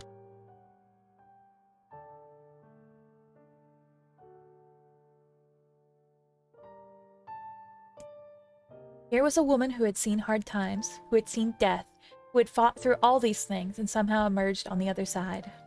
If anybody could understand Kaine's pain and loneliness, it was her. Do I make you sick, Grandma? Of course not. Don't be an ass. Kaine drew her grandmother's moth-eaten shawl around her body and shuddered. But my body, it's not normal. If I was normal, then Mom and Dad wouldn't... Hush, interrupted Grandma. I'll not hear another word of this nonsense. You're my granddaughter, and I love you. And if folks have a problem with that, they can just go to hell. With that, the old woman reached out and placed a wreath of dried flowers in Kaine's hair. The skill it took to bend the flowers without breaking the stems or losing a single petal was remarkable, and the beauty of it made Kaine want to cry all over again.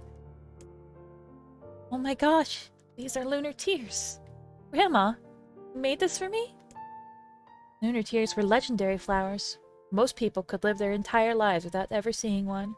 Her grandmother had somehow collected a dozen or more.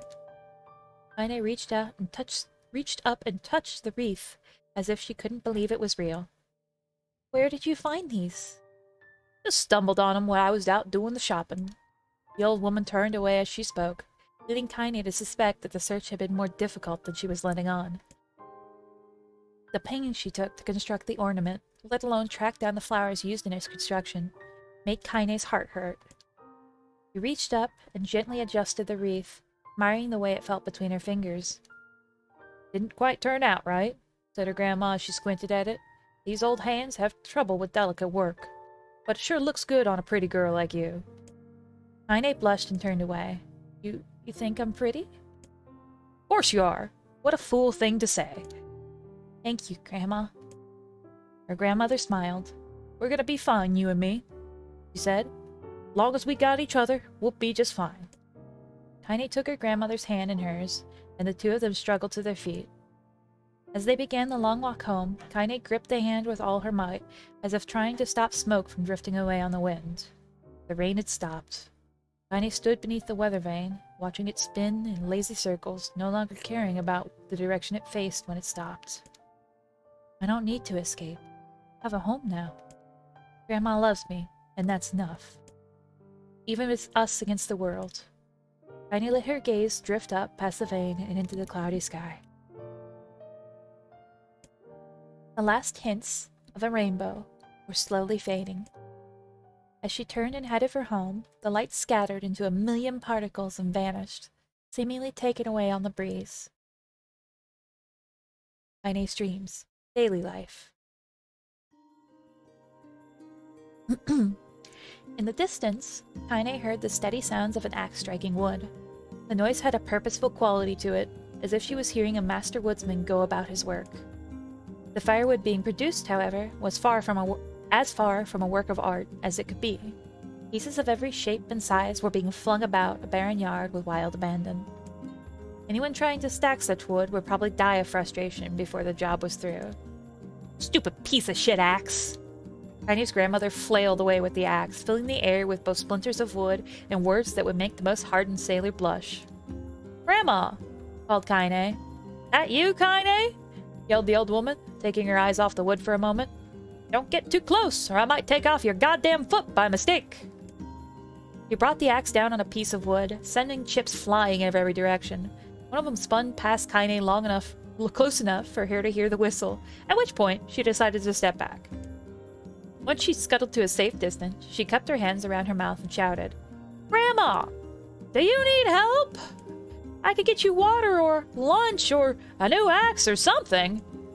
The axe, poised to strike with another wobbly blow, paused in midair. The old woman considered her granddaughter's offer for a moment, then smiled. Tell you what, since I'm doing such a piss-poor job of chopping, why don't you come here and take over so I can go get the water? Shades have been restless lately, and I don't want you running into one of them bastards. Relinquishing the axe, her grandmother picked up a long wooden pole with buckets on either end. Gathering water was by far the more difficult of the two jobs, but Kaine knew better than to complain. Once Grandma's mind was set, there was no changing it.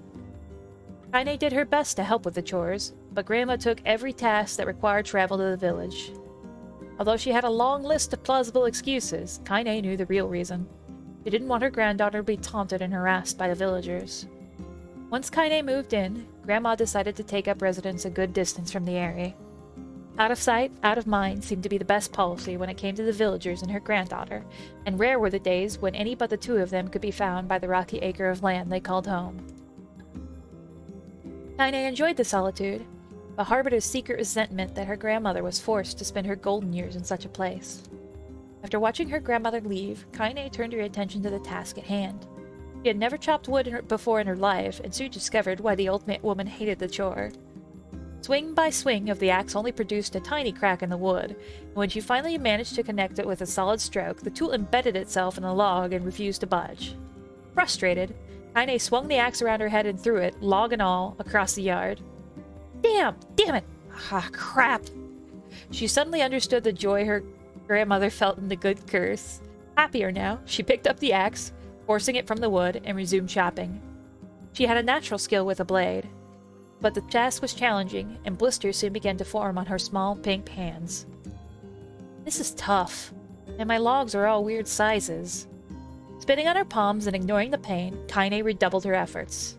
Just as she was developing a rhythm, Grandma returned from the village. Setting down her buckets with a small sigh, she took one look at the logs and coughed out a wheezy laugh.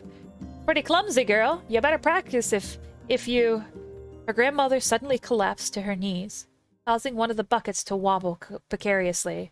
Eyes wide, Kaine dropped the axe and ran to her grandmother's side. Grandma! The old woman shook her head and pointed a trembling finger to the bucket. The bucket. Can't let it spill. Kaine steadied the bucket with a foot as she knelt by her grandmother. A small bit of water sloshed over the side and made a new home in the hem of her dress, but Kaine didn't notice. Grandma? Grandma, what's happening? Crazed with panic, she grabbed her grandma by the shoulders and shook. After a moment, the woman lifted her arms and batted Kaine away. Stop that! Just stop! She cried, breathing heavily. Ain't like I'm dying. I'm just tired from the trip is all. Kaine desperately wanted to believe her, but one look at the old woman's shaking hands and worn face told her more than words ever could. Her grandmother had lived a long, hard life, and it seemed the bill was finally coming due. The time when her grandmother watched over Kaine was ending. Sooner than either of them had feared, their positions would be reversed. The next morning, Kaine came to the side of her grandmother's bed and took her wrinkled hand. Grandma, you're sick, and you need medicine. I'm going to the village. The old woman shook her head and tried to rise, but Kaine gently pushed her down. It's all right, she said. I'll be fine. Her grandmother fixed her with a gaze that could melt steel. After what seemed like an eternity, she finally lowered her eyes and sighed. Well, I don't like it, goddammit, but I guess I should quit being stubborn and let you grow up. The old woman watched Kaine strap on her boots and make her way down to the road to the village. Hours later, as an unseen sun made its way across the dark and rainy sky, she was still watching. Kaine moved at a brisk pace, checking her pockets every few minutes to make sure the money that her grandma gave her was still there. Every noise caused her to spin on her heels, making sure she wasn't being stalked by a shade, or worse, Demo in his game. I know it's probably Demo, but I'm going to call him Demo because I hate him. But she encountered neither tormentors nor shades, and Kaine finally found herself at the entrance to the village. The few adults she could see glanced sideways at her and muttered to each other behind raised hands before slinking away into the shadows. Her heart racing, Kaine took a series of rapid, shallow breaths and tried to calm herself. I have to prove myself. I have to help Grandma. I have to be strong. She chanted these words to herself over and over as she slowly made her way. Finally, her eyes settled on a rotund older woman who was angrily waving her arms in the air and telling anyone who would listen exactly what she thought of Kaine's presence. Hey, lady, with a bravado she didn't feel. Where's the apothecary? The woman's flabby face shook in bewildered anger. How dare this thing speak to me, they seemed to say. But Kaine saw that her eyes held a different emotion. Fear. Yeah, we're both scared, lady. Trust me on this one. Which way? Kaine repeated. The woman pointed at a small building to her right before hitching up her dress and stumbling off in the other direction. Kaine cringed, expecting a stone to come flying from the assembled crowd, but none came.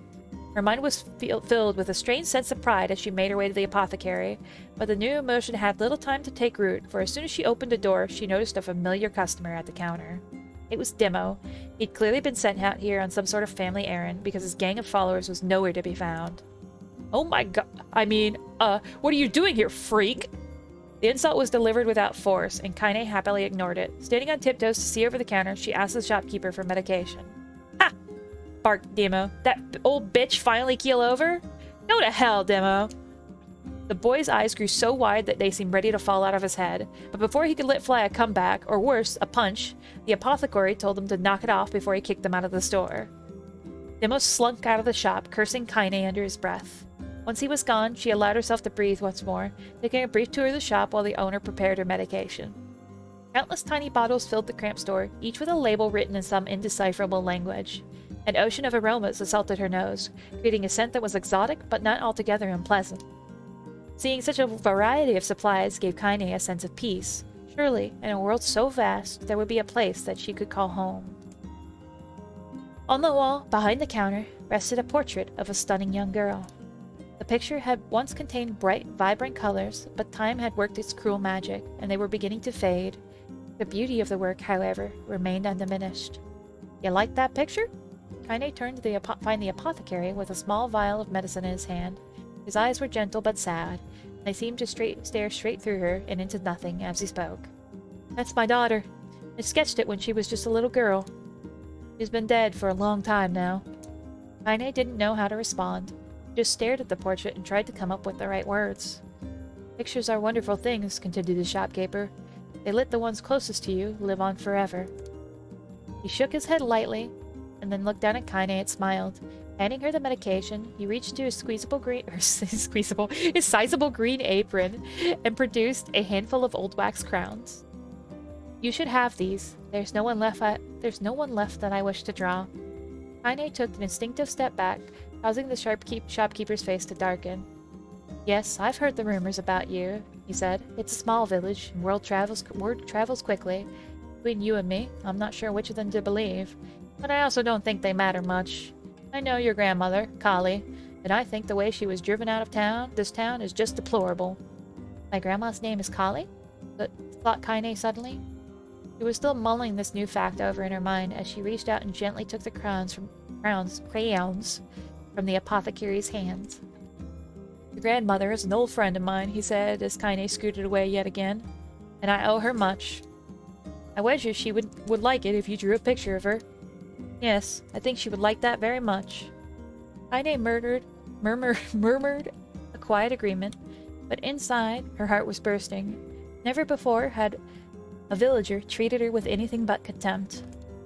It was a tiny, almost imperceptible step, but it was a step nonetheless, and with enough tiny steps, she might one day discover the rest of the world. When Kaine returned home, she found her grandmother asleep in bed. Her feet were blackened and raw, even bleeding in places, leading to Kaine think that she had been pacing around until the exhaustion had finally caught up with her. She placed the medicine by her grandmother's pillow and turned to leave, but found the old woman's hand clasped around her arm. Back already, are you?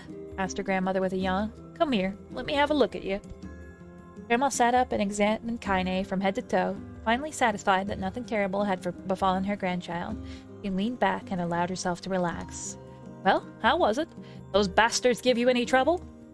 It was kind of fun, Kaine said with a small smile. No, seriously, it was. Fun, huh? Asked her grandmother in a voice which implied she believed anything but. Uh-huh. So anytime you need me to run an errand... So anytime you need me to run an errand, just let me know. As she spoke, Kaine removed the crowns from her pocket. After a brief explanation of their source, she informed her grandmother that she was going to sketch her portrait. A portrait of me? Ridiculous. No one wants to stare at a wrinkled old crone. Grandma, it'll make you live forever. Horse shit, said her grandmother, throwing back a sheet from her bed. Living forever would just piss me off. Now put those crowns away and help with dinner. Kaine would not relent, and in the end, Grandma found herself leaning against the wall of their house as if posing for a master artist. Kaine took up the crowns, eyed her subject carefully, and set to work. Just as her grandmother was about to nod off, Kaine finished the piece. After staring at it for a bit, she released it from her grip and let it slowly drift to the floor. It's terrible. It doesn't look like you at all. I'm sorry, Grandma. I thought these crowns would, you know, make drawing easy or something. The old woman's eyes narrowed at her granddaughter's disappointment. Let me be the judge of that, she said, ignoring the pain in her back and reaching for the paper. The sketch could have been a person's face. It also could have been a boulder, or a lump of clay, or an incredibly misshapen loaf of bread, all rendered in a chaotic array of colors. The old woman stared at the picture for a time, and then slowly wheezed a laugh. Oh, Kaine, she said between her laughter, you truly are my blood. You're as clumsy as me, and I love it. But, hush, I won't hear any more bull about how ugly you think it is. It came from the heart, and I'll treasure it always. Well, bed? Good night, hun. Love you. True to her word, the old woman gave the picture a place of honor above the kitchen table. In the days that followed, Kaine would often catch her staring at the portrait with a strange smile on her face, an action she interpreted as silent, mocking laughter. A week later, Kaine could stand it no more, and asked her grandmother to take the artwork down. Posh! I'll take this down when they roll me in my shroud. She pondered this for a bit, then turned to Kaine and dropped to one knee. Listen to me, girl. Seeing this picture makes me happy in a way I'd never felt before, and it makes me want to go on so that someday you can feel the same happiness. It was a moment that burned itself into Kaine's memory. A perfect blend of pride and love and joy that came together to form a lifelong remembrance. She swore to never forget this moment, to never forget the old woman who had made her place in the world possible. Time moves on. People and memories move in and out of life like ghosts passing through a hall. But this moment will be different, Kaine swore, because I will remember it forever. Forever. Kaine's dreams. Separation. Kaine listened to the sound of crackling firewood and stared at the black object on her plate. She'd been pushing it around the wooden disc for a while, for a good 10 minutes, ignoring the bemused stare of her grandmother. Finally, she summoned her courage and gave the object a brief sniff. A sharp, bitter scent flew up her nostrils and made its home there, causing her face to twist with disgust. Grandma, I can't believe you want me to eat a bug. The old woman threw some more wood under the cooking pot and snorted. It's no bug, you fool girl. It's a berry. Why the hell would I be feeding you bugs? Yeah, well, it sure looks like a bug, and I think it's burnt or something because it smells terrible. With that, Kaine held her nose and threw the berry in her mouth, chewing as little as possible. Oh yeah, that's terrible, all right. Why? oh yeah, that's terrible, all right. Why, you little brat, laughed the old woman. Look at the sass on you. You've been spending too much time with me, and that's a fact. 5 years had passed since when Kaine's grandma saved her from the police. As is often the way with two stubborn people, their relationship had grown in fits and starts, but moved forward all the same. Meals that used to be somber affairs were now filled with laughter and hurled abuse in equal measure. Kaine could not remember a time when she had been happier. As the years went by, Kaine started to shoulder more and more of the daily responsibilities. Her grandmother's legs grew weaker by the day, and she could no longer do many of the chores she used to take for granted. And so, this morning, found Kaine lacing up her work boots with a breakfast of burned berry rolling through her belly. Where are you going today? Asked Grandma suddenly. Kaine looked up, surprised. The old woman rarely asked for specifics anymore. Well, I was going to go check on the kelma trees and see if they were ripe. I thought we could make some jam or something. Oh, and I'm going to pick up some flagstones, so I need the wheelbarrow. Flagstones? What in the hell for? Kaine stared at her grandmother, then held out an arm and swept it around their home. Constructed mostly of cloth, rope, and rubble, the old place sagged like a boxer in the final round. Grandma, a dying cat could chew through this house. I'm going to build a stone wall so we have some protection. The old woman laughed, exposing her toothless grin to the world. Goddamn, girl. If a bunch of thieves wanted to ransack this old place, let them come. We got nothing worth stealing anyway. I'm not worried about the thieves. I'm worried about shades. People saw one west of the village yesterday. The old woman lifted her head and stared at her granddaughter. Well, shoot. I don't know why you have to do it today. We can worry about it some other... Grandma, no. If I don't go to the kelma trees, we won't eat today. You know that. A confused expression passed the old woman's face, and for a moment, she was a small child lost in a carnival. Yes, she said after a bit. Yeah, of course you're right. I'm sorry, Kaine. Lately it seems like my mind is... She didn't finish the thought, instead walking over to the nightstand and gently taking the wreath of lunar flowers from the drawer. The flower's petals had aged to a brilliant whiteness, and Kaine thought it was more beautiful now than the day she first received it. You're gonna be a true woman soon, Grandma said as she placed the flowers in the girl's hand. In the girl's hair.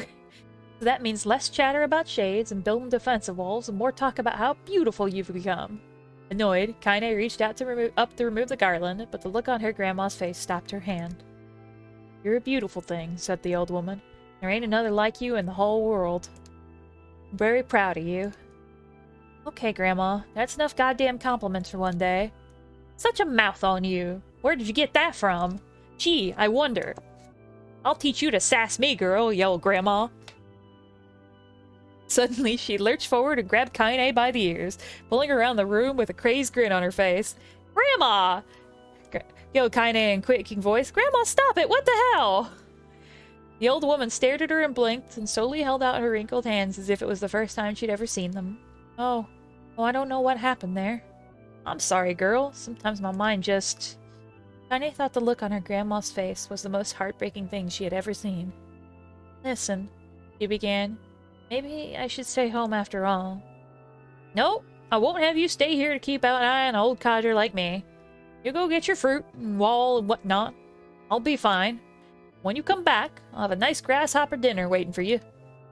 Kaine rolled her eyes and then kissed her grandmother in the forehead and made ready to depart, trying desperately to ignore the worry that was gnawing at the walls of her heart. Kaine could feel the old woman's eyes watching her as she moved down the path. Don't turn around, she told herself, but in the end, the temptation was too great. She spun on her heel, and for one final look she saw a small, bent woman standing in the front of a ramshackle hut with a sad expression on her face. God, she looks so old now. Like the wind could reach down and just carry her away. Kaine worried about her grandmother all day, causing her work to suffer. What little fruit she could collect was tossed carelessly into a wheelbarrow, and she only found a couple of stones before losing interest in the project. Finally, as dusk approached, she decided to call it a day. Cursing herself for her lack of focus, Kaine pushed the nearly empty wheelbarrow back down the path. As she crested the final hill, she suddenly froze in place. The wheelbarrow fell from her fingers and collapsed on the side, sending a few pieces of wrinkled brown fruit rolling back down the hill. Her gaze was transfixed by a thick black cloud that hovered just overhead. Tracing its path with a finger, Kaine suddenly felt her stomach knot in on itself. No. Oh gods, no! Her grandmother's house was ablaze, the flames licking up as if trying to touch the sky itself. Grandma? Grandma! Kaine ran then, faster than she had ever moved in her life, when she tripped on a stone and was sent sprawling into the rocky ground, but she leapt to her feet and continued running, unmindful of the blood that spilled from her wounded hands and knees. As she got closer and closer, Kaine's mind began to race in time with her footfalls. It's too dark, it's not just fire. It can't be fire, too much smoke. Gotta save her. She burst into the front yard, and with a sudden halt, her worst suspicions were confirmed. The smoke from the fire was mingled with the thick, inky blackness of an enormous shade. The massive creature supported itself on 3 twisted feet, and achieved balance through the means of a large armored tail. Scales, horns, and claws sprouted from its body at random chaotic pattern, giving it the appearance of a lizard designed by some insane god. Seeing Kaine, it let out a roar and flicked its tail, sending small whirlwinds spinning across the yard. For a moment, the creature retreated into a shimmering, inky blackness, as if her mind was unable to comprehend that such a thing could actually exist. But then the smell hit her, a blend of rotted meat and excrement, and the horror became real once more. The creature bellowed again, and this time Kaine responded with a scream of her own. All right, you bastard, he thought as her scream echoed off the high cliffs around him. It's you or me. Let's go. The shade eyed Kaine with bemused interest, and it began looking from her to the house and back again, as if urging her to look at the destruction it had so gleefully wrought. With dread building in her heart, Kaine raced towards the house. Through the smoke and flames, she spotted a small figure struggling to escape the ruins. Grandma! At the sound of her voice, the old woman began to wave frantically. She's alive! Thought Kaine. Alive! Kaine's legs sprang to life as she crossed the courtyard towards the flaming wreckage of the house. But before she could advance more than a few steps, the shade opened its mouth and let out a roar powerful enough to uproot trees and send them flying. The blast sent Kaine tumbling through the air before smashing her against the rocky earth. Stars danced in front of her eyes as she tried to remember how her legs worked. Get up! Get up! Get up! Get up! Get up! Get up now! As Kaine struggled to her feet, the shade stomped toward the house and pinned her grandmother to the ground with the tip of a claw. The old woman struggled to remove the claw from her stomach, but she might as well have been pushing a mountain. She coughed briefly, sending a small spray of blood into the air, then collapsed to the ground, her energy spent. Kaine lurched to her feet, only to fall back to the earth with a grasp. Her ankles were on fire. One or both of them were surely broken. Ignoring the pain that screamed through her body, she began dragging herself across the ground, leaving a drunken trail of dust and blood in her wake. Grandma, hold on. Just a little longer. Her grandmother's face was turning blue, her eyes rolling back until only the whites were exposed. Kaine pulled herself across the ground with maddening slowness, but the distance seemed to increase with every second that passed. The shade glanced between the two women and flicked out a tongue, its giant mouth turning up at the corners. Short, panting breaths belched from somewhere deep inside its core. Bastard! Laughing at us! She had no idea how such a mindless creature could experience emotion, but there could be no doubt the shade was taking joy in their suffering. Yeah, I see your plan. The shade moved its claw slightly, allowing Grandma to breathe again. It was clearly keeping her alive, only to snuff out her life when Kaine was close enough to touch her. I'm gonna kill this bastard. Summoning all her strength, Kaine rose to her feet. There was a sickening snap from her right ankle as the foot twisted, but she forced it from her mind and began to hobble towards the monster. Pulling a small knife from her pouch at the waist, she leapt on the foot that pinned her grandmother and plunged the weapon deep. Give her back! She screamed. Give her back to me! It was like stabbing a rock. After a few swipes, the knife broke at the hilt with a dull snap. The shade panted laughter again and raised its tail, sending rushing through the air towards the young girl that was latched onto its foot. Kaine never had a chance. The tail struck her square in the chest and sent her crashing into the burning wreckage of the home.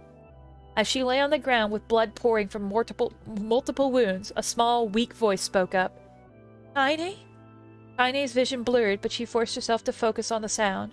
Suddenly, her eyes cleared enough to make her grandmother's hands, reaching out to her through the smoke. Grandma? Kaine, you got to run. You can't best this one. Kaine grabbed the hands and held on with all her strength. Grandma, come on, we have to go. The old woman coughed loudly. One of her hands, slick with blood, slipped from Kaine's grasp and thumped to the ground below. Grandma, no! I said run, goddammit! You have to live! You have to get through! The thought would stay forever unfinished. Before she could say another word, the shade's clawed foot descended, smashing through the remains of the roof and down upon the shattered figure of the old woman. Get another drink.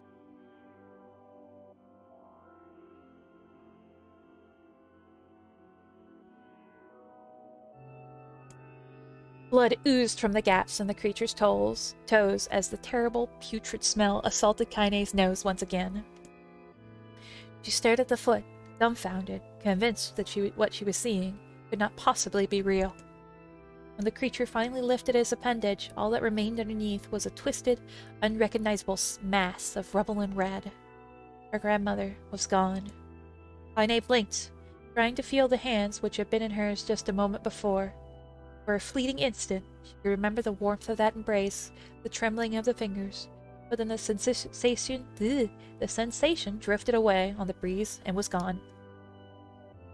Memories flashed through Kaine's mind, one after the other, faster and faster, until they became a meaningless jangle of noise.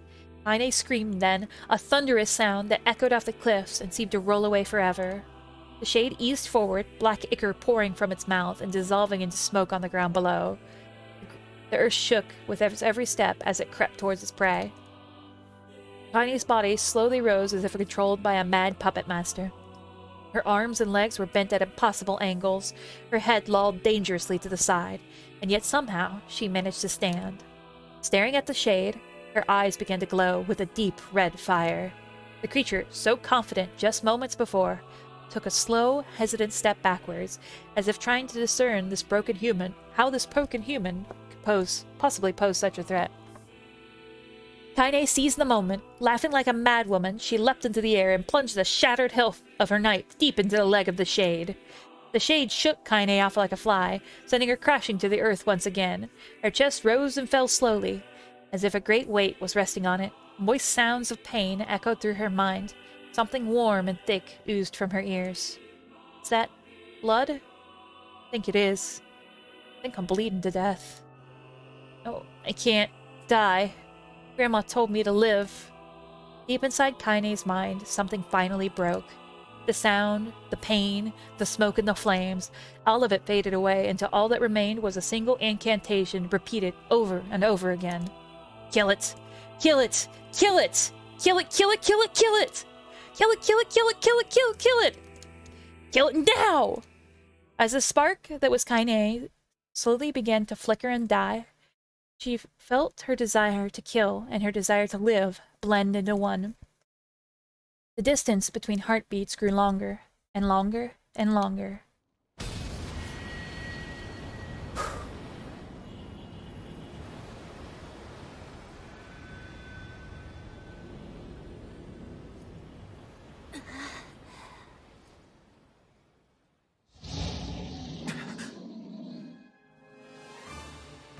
The beast approaches. Oh, I know. Goodness. Ugh.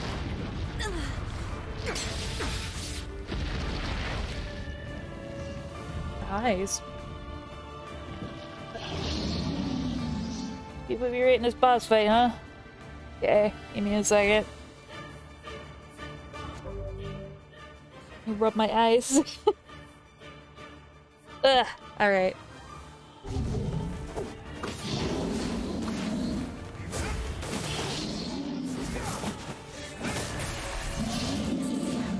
What anger this creature must have.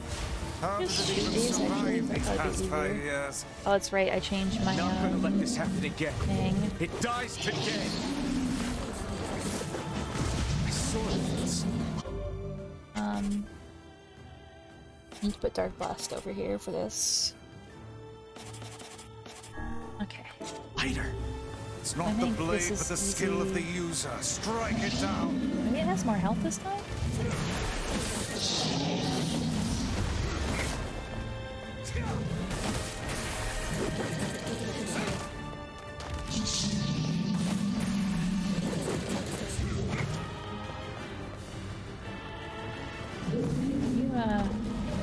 Alright, does this. Alright, I have enough damage though.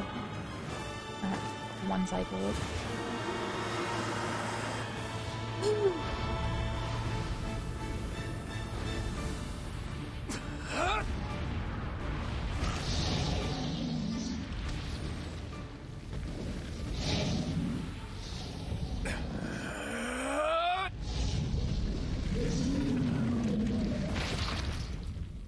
Ouch.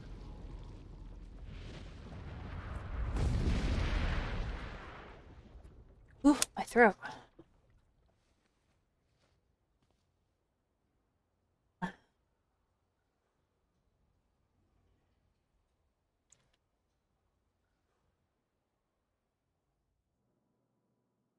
Another one. Kaine's dreams encounter. Gently, weakly, softly. The shade, sure that its tormentor was dead, turned and stomped off to the horizon, stopping along the way to bellow one final roar. Kill it. Shamed beyond imagining, Kaine tried to turn her head to the side, but only succeeded in coughing up a huge gout of blood. It was getting difficult to see, and after only a moment of fierce concentration did she realize her left eye was gone. Excuse me. Laughing to herself, she turned one remaining eye to the ruins of her home and noticed a ragged stump of her arm resting a few feet away. Yeah, that's mine, she thought with a mad giggle. This is gonna make clapping a real bitch. "Huh!" cried a sudden voice from the depths of her mind. "Finally gonna die, are ya? Well, you had it coming." "Go to hell, Demo," she thought at the unseen assailant. "Go to hell before I pluck out your eyes and feed 'em to a dog." The voice of her childhood terror evaporated into smoke, only to be replaced by another, more recent voice. "Hold still," said the apothecary, materializing from the ruins like a ghost. "I want to draw you. That way you can live forever." "No, stop. Don't want to live forever. I want to die right here." "I see," he said quietly. "Well, if that's what you want." The spectral shopkeeper fluttered in and out of existence for a moment, then produced a piece of paper and sketched quickly. After a few seconds, he turned the page to Kaine and smiled. "Since you rejected my offer, I decided to draw someone else." It was a picture of her grandmother, as real as life. Kaine opened her mouth to thank the man, but stopped as the picture began to blacken in the middle. Before she could say anything, dozens of multi-lidded insects began to swarm across this image, tearing at it with sharpened pincers. "No, stop! Don't hurt that picture!" Kaine reached out with her remaining arm and waved futilely at the air.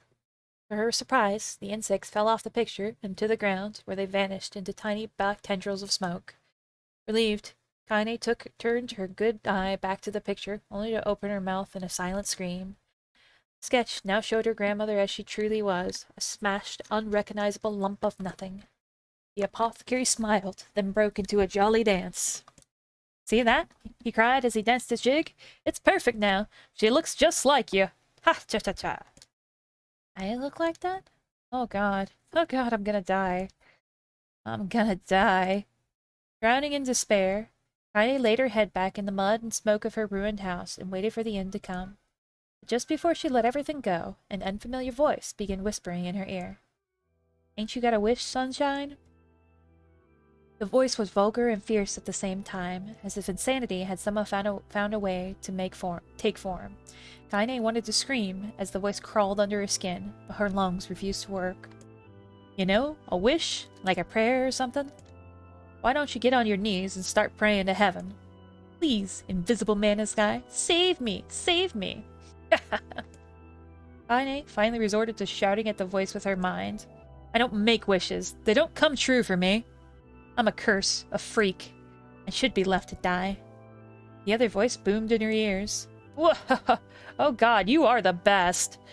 Kaine glanced down and saw a black, shiny substance oozing from her legs. She tried to brush it away, but the remaining arm would no longer respond. Substance slowly crept around her feet and then began moving up toward the rest of her body. Is this death? Is this what it feels like? Or is my mind just losing itself? She could feel the slime oozing upwards, feel the hot searing pain it left in its wake. Whatever else might be happening, she was still alive, and this was real. "Come on," said the voice. "Let it go." Kaine tried to ignore the voice and concentrate on the pain, but the newcomer would have none of it. "Don't ignore me, sunshine. You're ready to give up, ready to die. So why not let me have it?" Have what? "Your body. Come on, give it to me. Give it to me. I want to stand on the ground, feel the rain, taste the wind." The voice paused, as if licking its lips. When it resumed, it was filled with mad, unabated joy. "And I want to take your hands and use them to choke the goddamn life out of people. I want to tear out their throats and bathe in the blood, just like before." In response, Kaine shifted her head and vomited.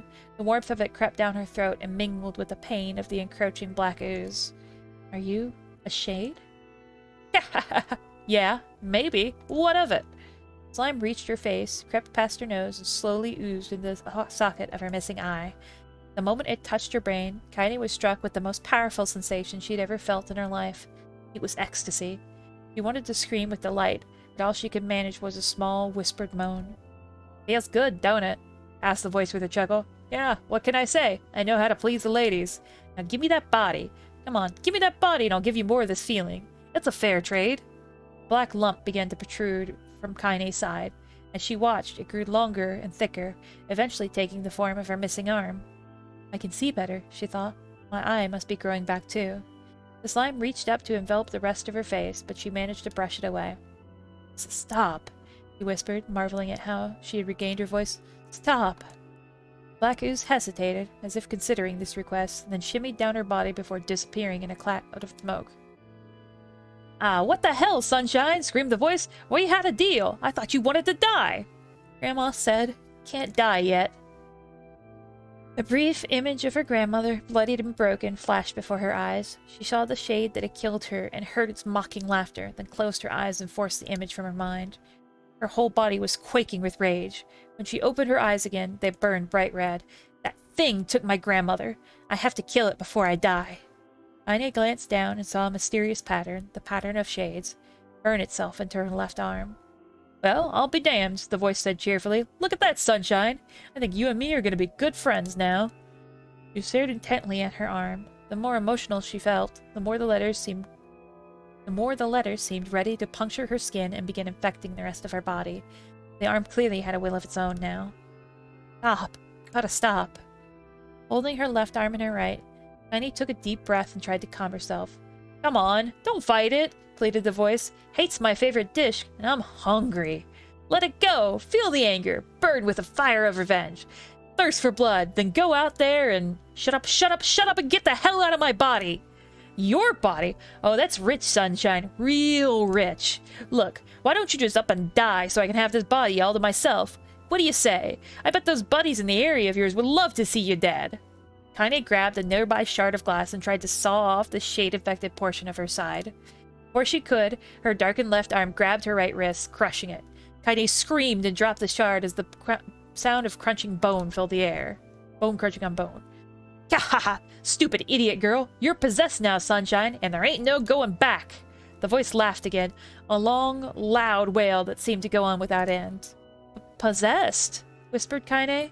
Yeah, possessed. You and me? We got what you might call a timeshare agreement. Remember how folks used to think you were a freak? Well, wait till they get a load of you now. Kaine looked up, tears in her eyes. The sky seemed smaller somehow, darker. Is this because of that shade? Is this how they see the world?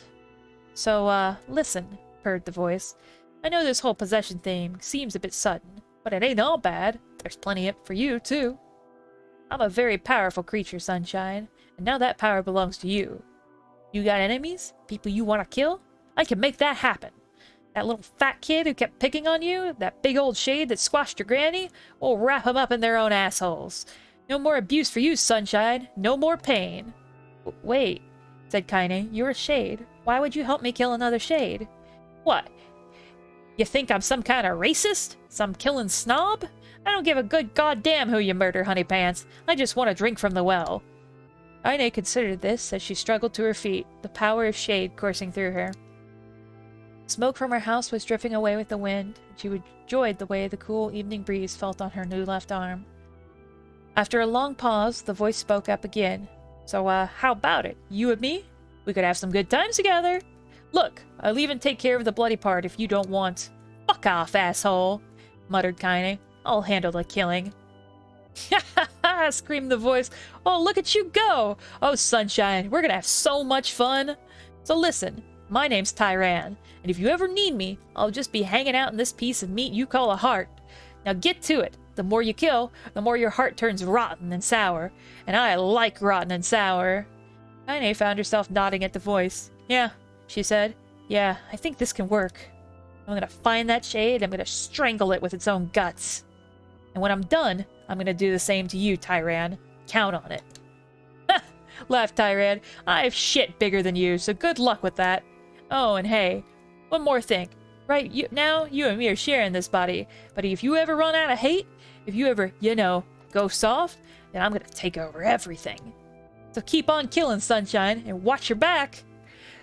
The voice grew fainter and gradually faded away, fading somewhere to deep inside Kaine herself. Kaine waited until she was sure the voice was gone, and then waved her new left arm around a few times. It feels perfectly normal, she thought. It feels like mine. Desperately, she began poking and prodding at the new limb, determined to find something wrong with it. She didn't want it to feel normal. That would mean the creature inside of her had already won. I am not a shade. I am Kaine. Repeating this mantra in her mind, she began slowly digging through the rubble of her house, being careful to ignore a certain red-stained spot in the corner. Finally, after what seemed like an eternity of heartbreaking work, she found what she was looking for. It was the wreath of lunar tears. Although it had been through hell and back, the garland's petals were as bright as ever. Kaine started to place it in her hair, slowly lowered the wreath, and stared at it. I'm sorry, Grandma. I'm so sorry. I don't deserve to wear this anymore. Possessed, corrupted, freak. And this time, I don't think there's any going back. Holding the flowers to her art, Kaine fell to the ground and sobbed. As night gradually lightened to dawn, and the people of the area rose to their daily lives, she remained in that position, as if tears could somehow wash away the horror that now infected her world. Alive! Stay alive! Stay alive! Grandma. Kaine, you gotta live! You gotta come back to us!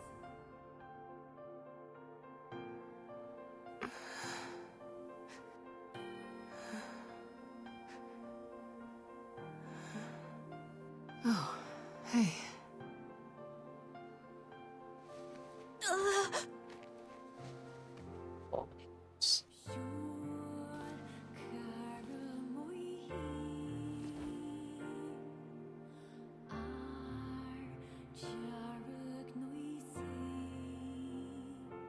Emil, you were the one calling me, weren't you?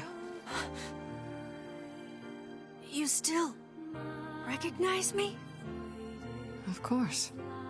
I knew you right away. Thank you, Kaine. Welcome back, Kaine. Wow, you grew up. So, how long has it been? 5 years.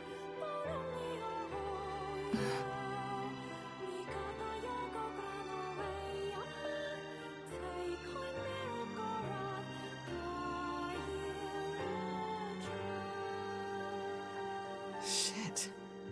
That's a long time. Any luck with Yona? We are still no closer to finding her. We need a way to locate the Shadow Lord. By the way, this is for you. Is that a lunar tear? It's not as good as your grandmother's, but I tried. No, it's great. Thank you.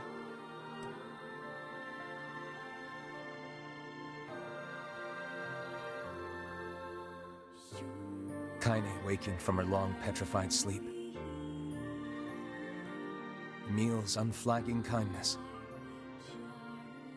Our reunion was a happy one, and we let it wash over us like rain. That is, until Devila and Popola had to go and ruin it all.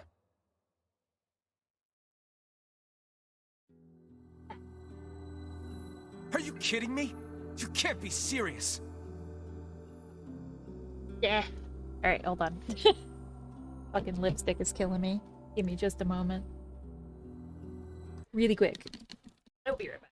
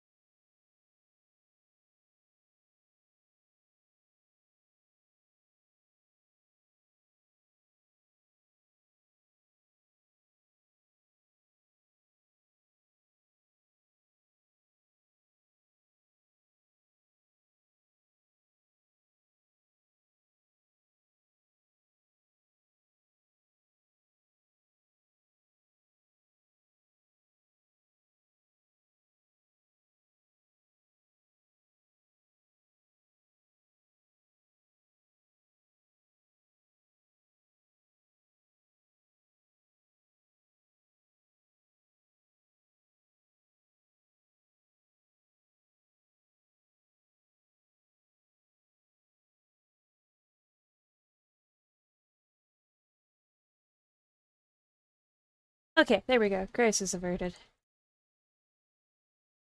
Ugh. Please try to understand. These bitches. People are tired and scared, and I'm sorry. I'm sorry you have to bear the brunt of that. This is crap, and you know it. It's okay. We can sleep outside. No one's sleeping outside. You and Kaine saved this village, and now they want to run you out? People are afraid of us. And really, I understand. I mean, look at me. As long as you're still with us, I can deal with it. Right, Kaine? I'm used to sleeping outside. But... We'll see you later. Sorry about this.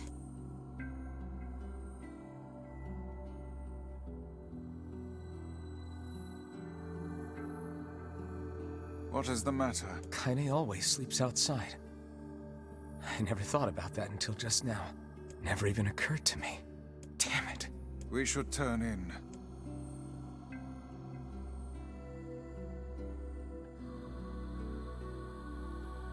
I didn't get much sleep that night. For the first time in my life, I hated Devila. For the first time in my life, I doubted Popola. But those feelings are pointless in the end. They said and did what they did for the sake of the village. To protect it from the horror of the Shades.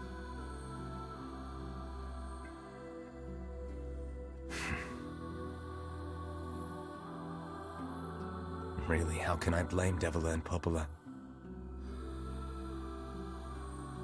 In the end, I'm just as bad. Because I never once stopped to think about Kaine and Emil's situation myself.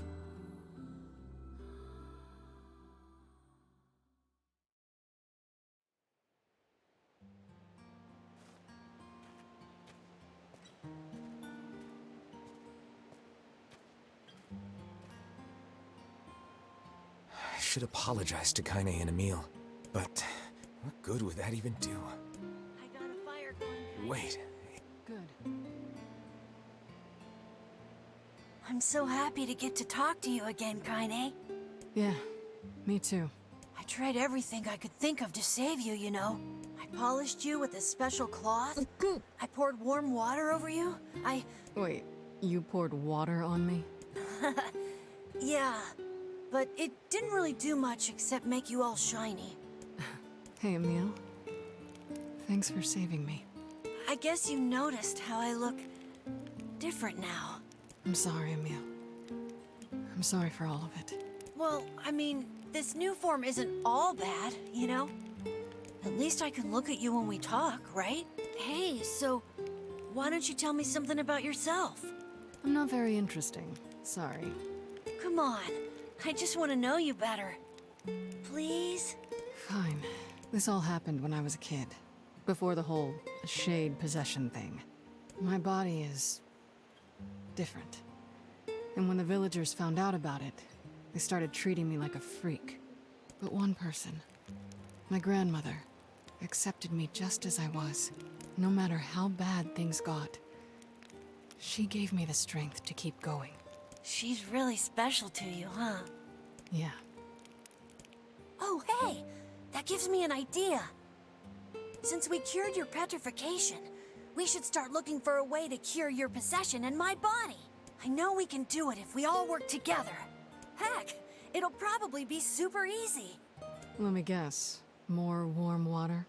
Okay. Can we just forget I told you about that?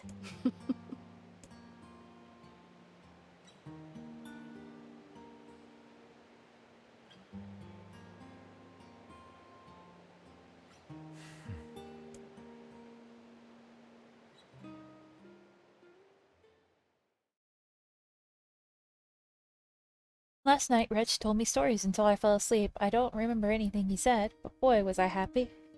Sleep well? Sure. And yet your red eyes tell a different tale. Don't be so hard on yourself, lad.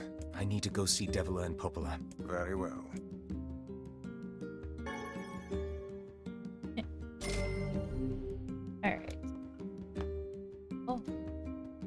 What might that be? It's Mom's diary. I have not heard you speak much about your mother. She got the Black Scrawl and died when I was little. My apologies for bringing it up. It's all right. I can barely remember her face anymore. This is the only thing I have left of her. Probably Reading should it have helps saved. remind me of when we were... I see. But the final entries get a little... strange. In what way? Well, here, take a look. Ah, crap. Okay, it's saved automatically. Fuck, alright. Say there, can you not hear me? I'm tired. Oh, hey. It's old boy. Why are you standing about like a slack-jawed ninny? Sorry. Felt like I was dreaming or something. Sleeping on one's feet is quite the talent indeed. Come now, there's the door. Right. Let's go. Original, guy. I mean, you're not... You didn't really... Yeah, whatever. Let's do it. Let's get it over with.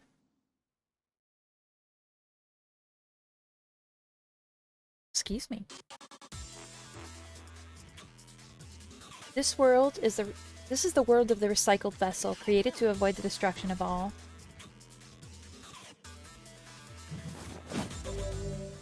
Let's,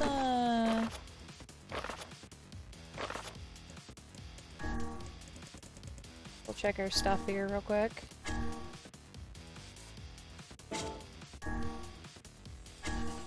Oh, it actually tells you what you need to upgrade, too. The fucking music? Word edit, that's what I was looking for.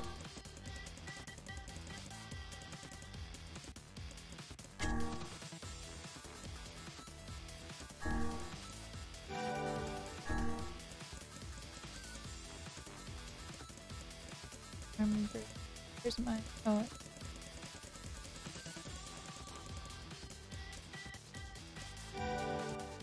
And then... Neat. To look into getting better... Oh, what the fuck? Okay.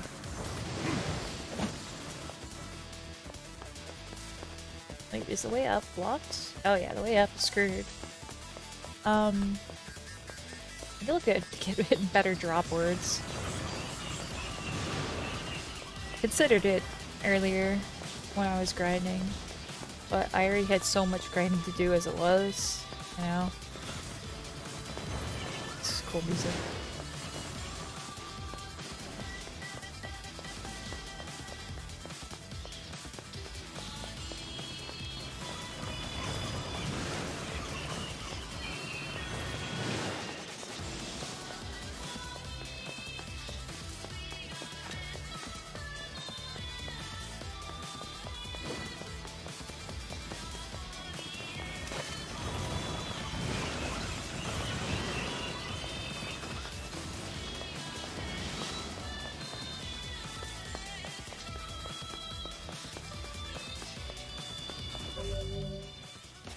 An idea. It's game?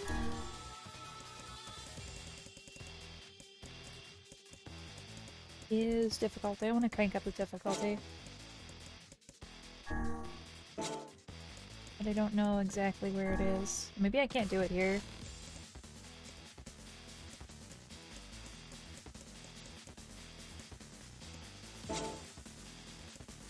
Language.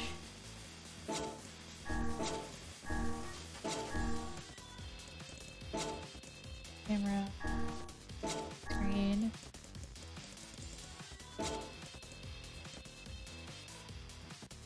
Maybe other? Nope. Guess we can't, maybe.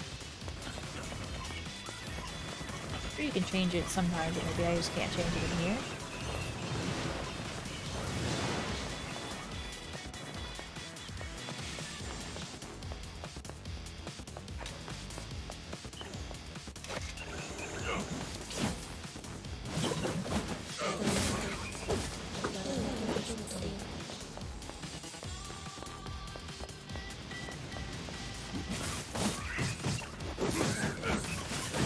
You little shits.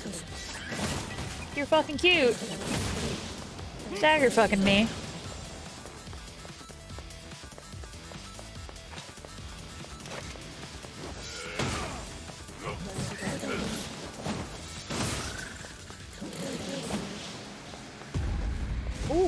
It's you. Oh, hey. Thanks for getting me down here, I guess. Oof. Yeah, you don't hit for shit, though, so that's fine. Rip.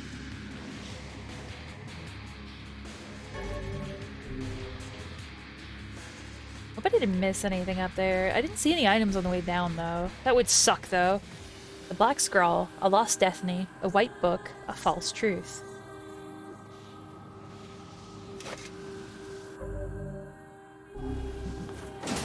Wait a second. No, I don't know.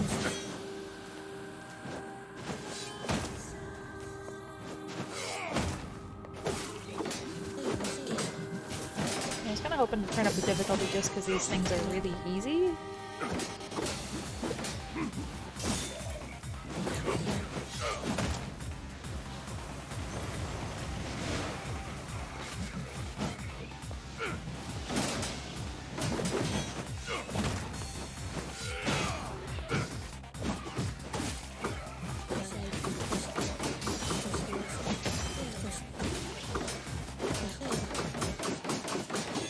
Fucker. There we go.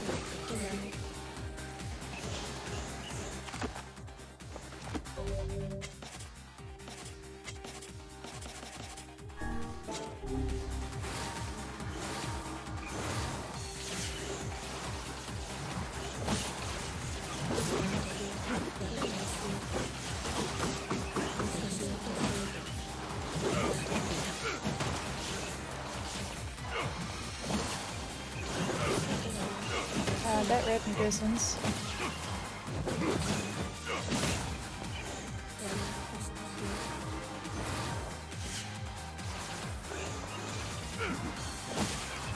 If I turn off this, the camera lock, it probably won't be as bad.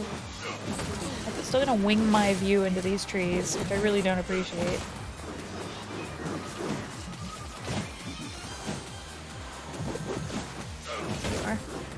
Legitimately kind of lost track of you, friend.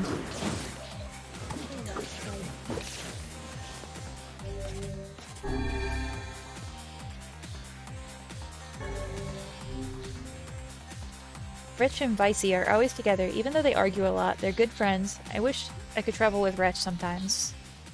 Soldiers of Salt, calling forth white death. They are legion, those who plunge the world into darkness.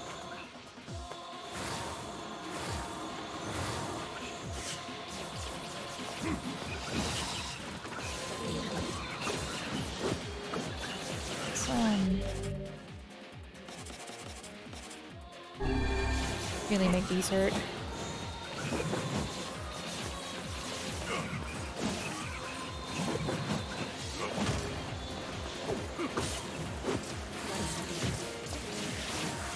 Oh, I forgot.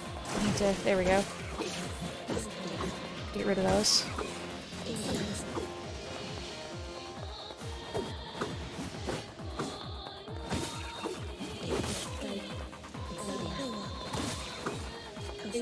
Disappearing. Don't like that. Oh, no, it just. Alright, we're good.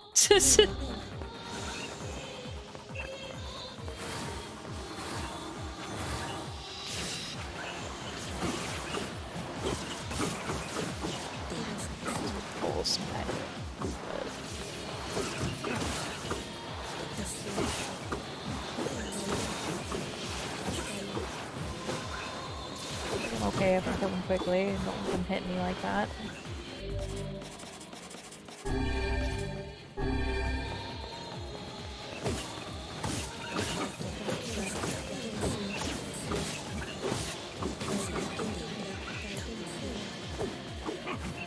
Teleport away from me, you little shit.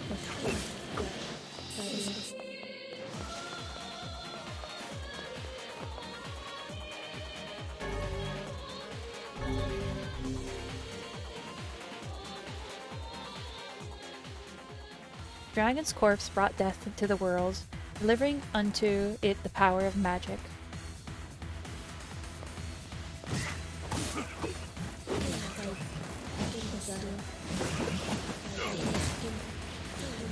Eventually, I will probably play a dragon card, but I don't know when that will be.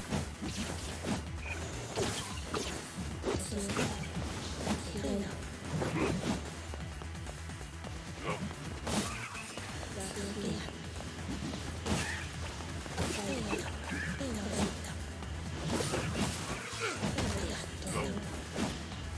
do know a little bit about the links between the two. Hand cramp. I was really hoping we would get to like... Stop it! Fuckers. Out of here with that. Ooh. Hello. Haven't seen you in a minute.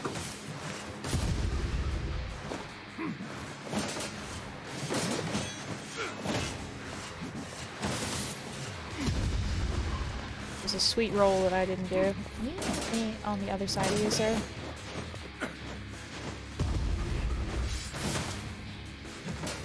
Have to heal myself. Appreciate you blocking, honestly. Do without that. Yup. Yup. Oh, it's gonna teleport us again.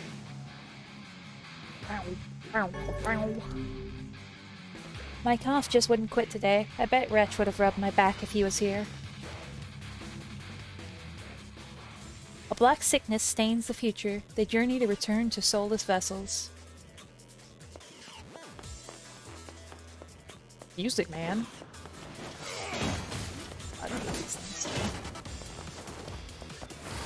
A DMC up in this bitch. Except I'm not good at DMC at all. Of course, it would be a stretch to say I'm good at this either. Oh, I didn't actually like notice the sand until I was in it. I was like, oh.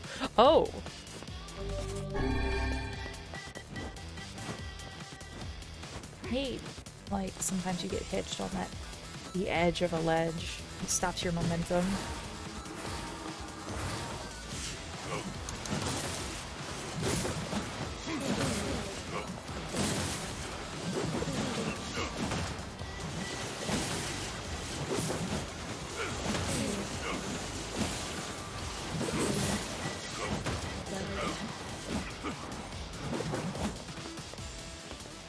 Is that the same staff? That thing at the end had the same staff as Popolo and Devola. Kinda look like. Ow!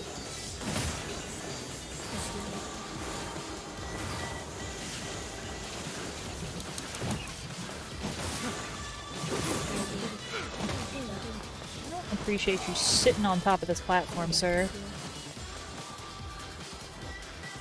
Ah, no, I slid off it! Go ahead and reapply this, so I hopefully don't get hit getting to that next platform. Just make it harder to see where I'm about to land now.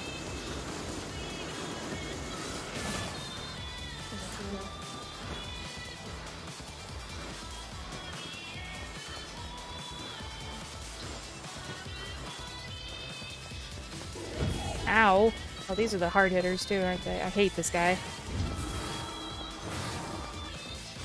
Hate this man. Oh my god, but about to hate me a lot more. I want to get past you. Want to see what's over here? Never mind. Stay the Kabuki outfit. They say if you earned 1,000 experience points. I really don't know how much that is in scale to my own level. Going on here?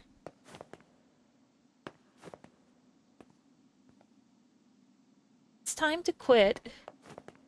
I don't know if I were to try to load my game. I guess I could try now, right? Yeah.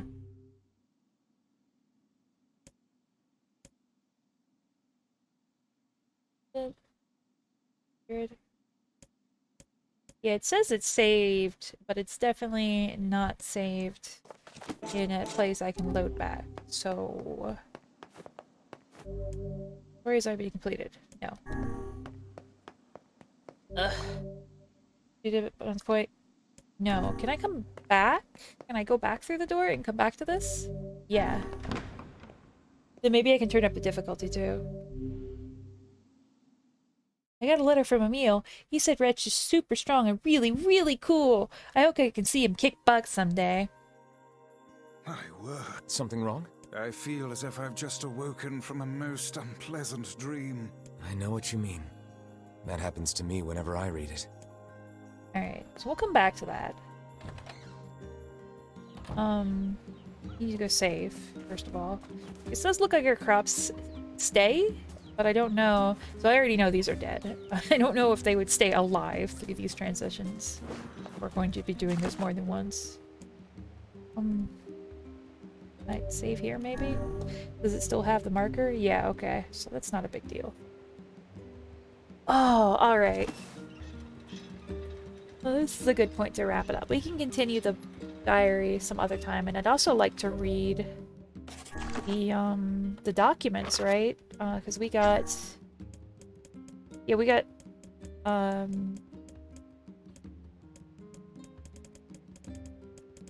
The...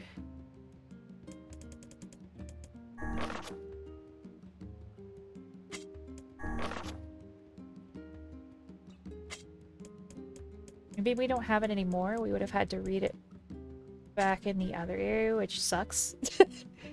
But if we're going through this again... God, that sucks though. I didn't read the Project Geschalt things. This is all the Emil stuff. Emil. Records and Cranny's purification. Yeah, this is all stuff I've read. So I guess... Sucks to suck. I should have read it while I had the chance in the tower. But... Ugh. If we're replaying the game up until that point, I suspect we'll get another chance to read it. I'll just have to make sure to do that when it happens. So, yeah, I saved. Alright. Oh, let's see.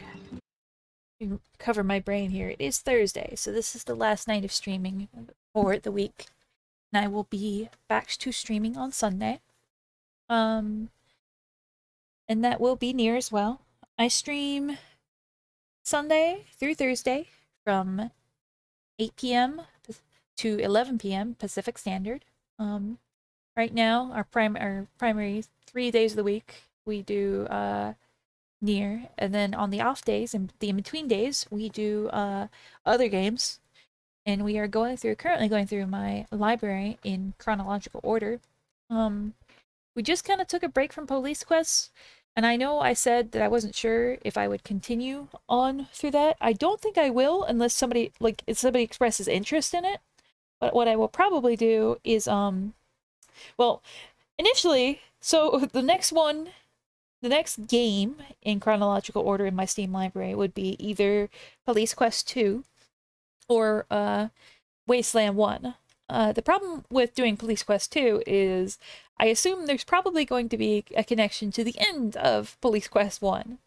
So we're just gonna set aside the Police Quest collection for the time being and head into Wasteland 1. We can always come back to it again if somebody expresses interest, but right now it's just me, so I need a little break from it.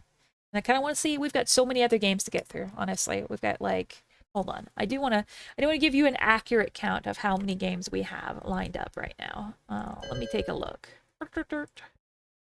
How many games do I have to go through? Of course, some of them, you know, I guess it will even the ones that are not necessary. Well, some of them aren't safe for Twitch. Most of them are. But I have almost 2,000 games. I have 1,938. So we have a lot of games to get through. So we're not going to hang out on Police Quest unless we get some interest in it. But for now, yeah, we'll just move on. We can always come back to it as our primary game. But right now, we're just going to move on with our secondaries. And we'll be continuing NieR on our primary for now. I think, hopefully, we can get through all the endings. It doesn't seem like it's going to be very difficult. I did have somebody tell me that the side quest completion stays the same, so I can look on here right now. Yeah, So our quest completion is still 97%. The side quest took up the majority of that time, so we'll probably be safe to just we'll probably get through the other endings with relative quickness, swiftness. Oh, that sounds right.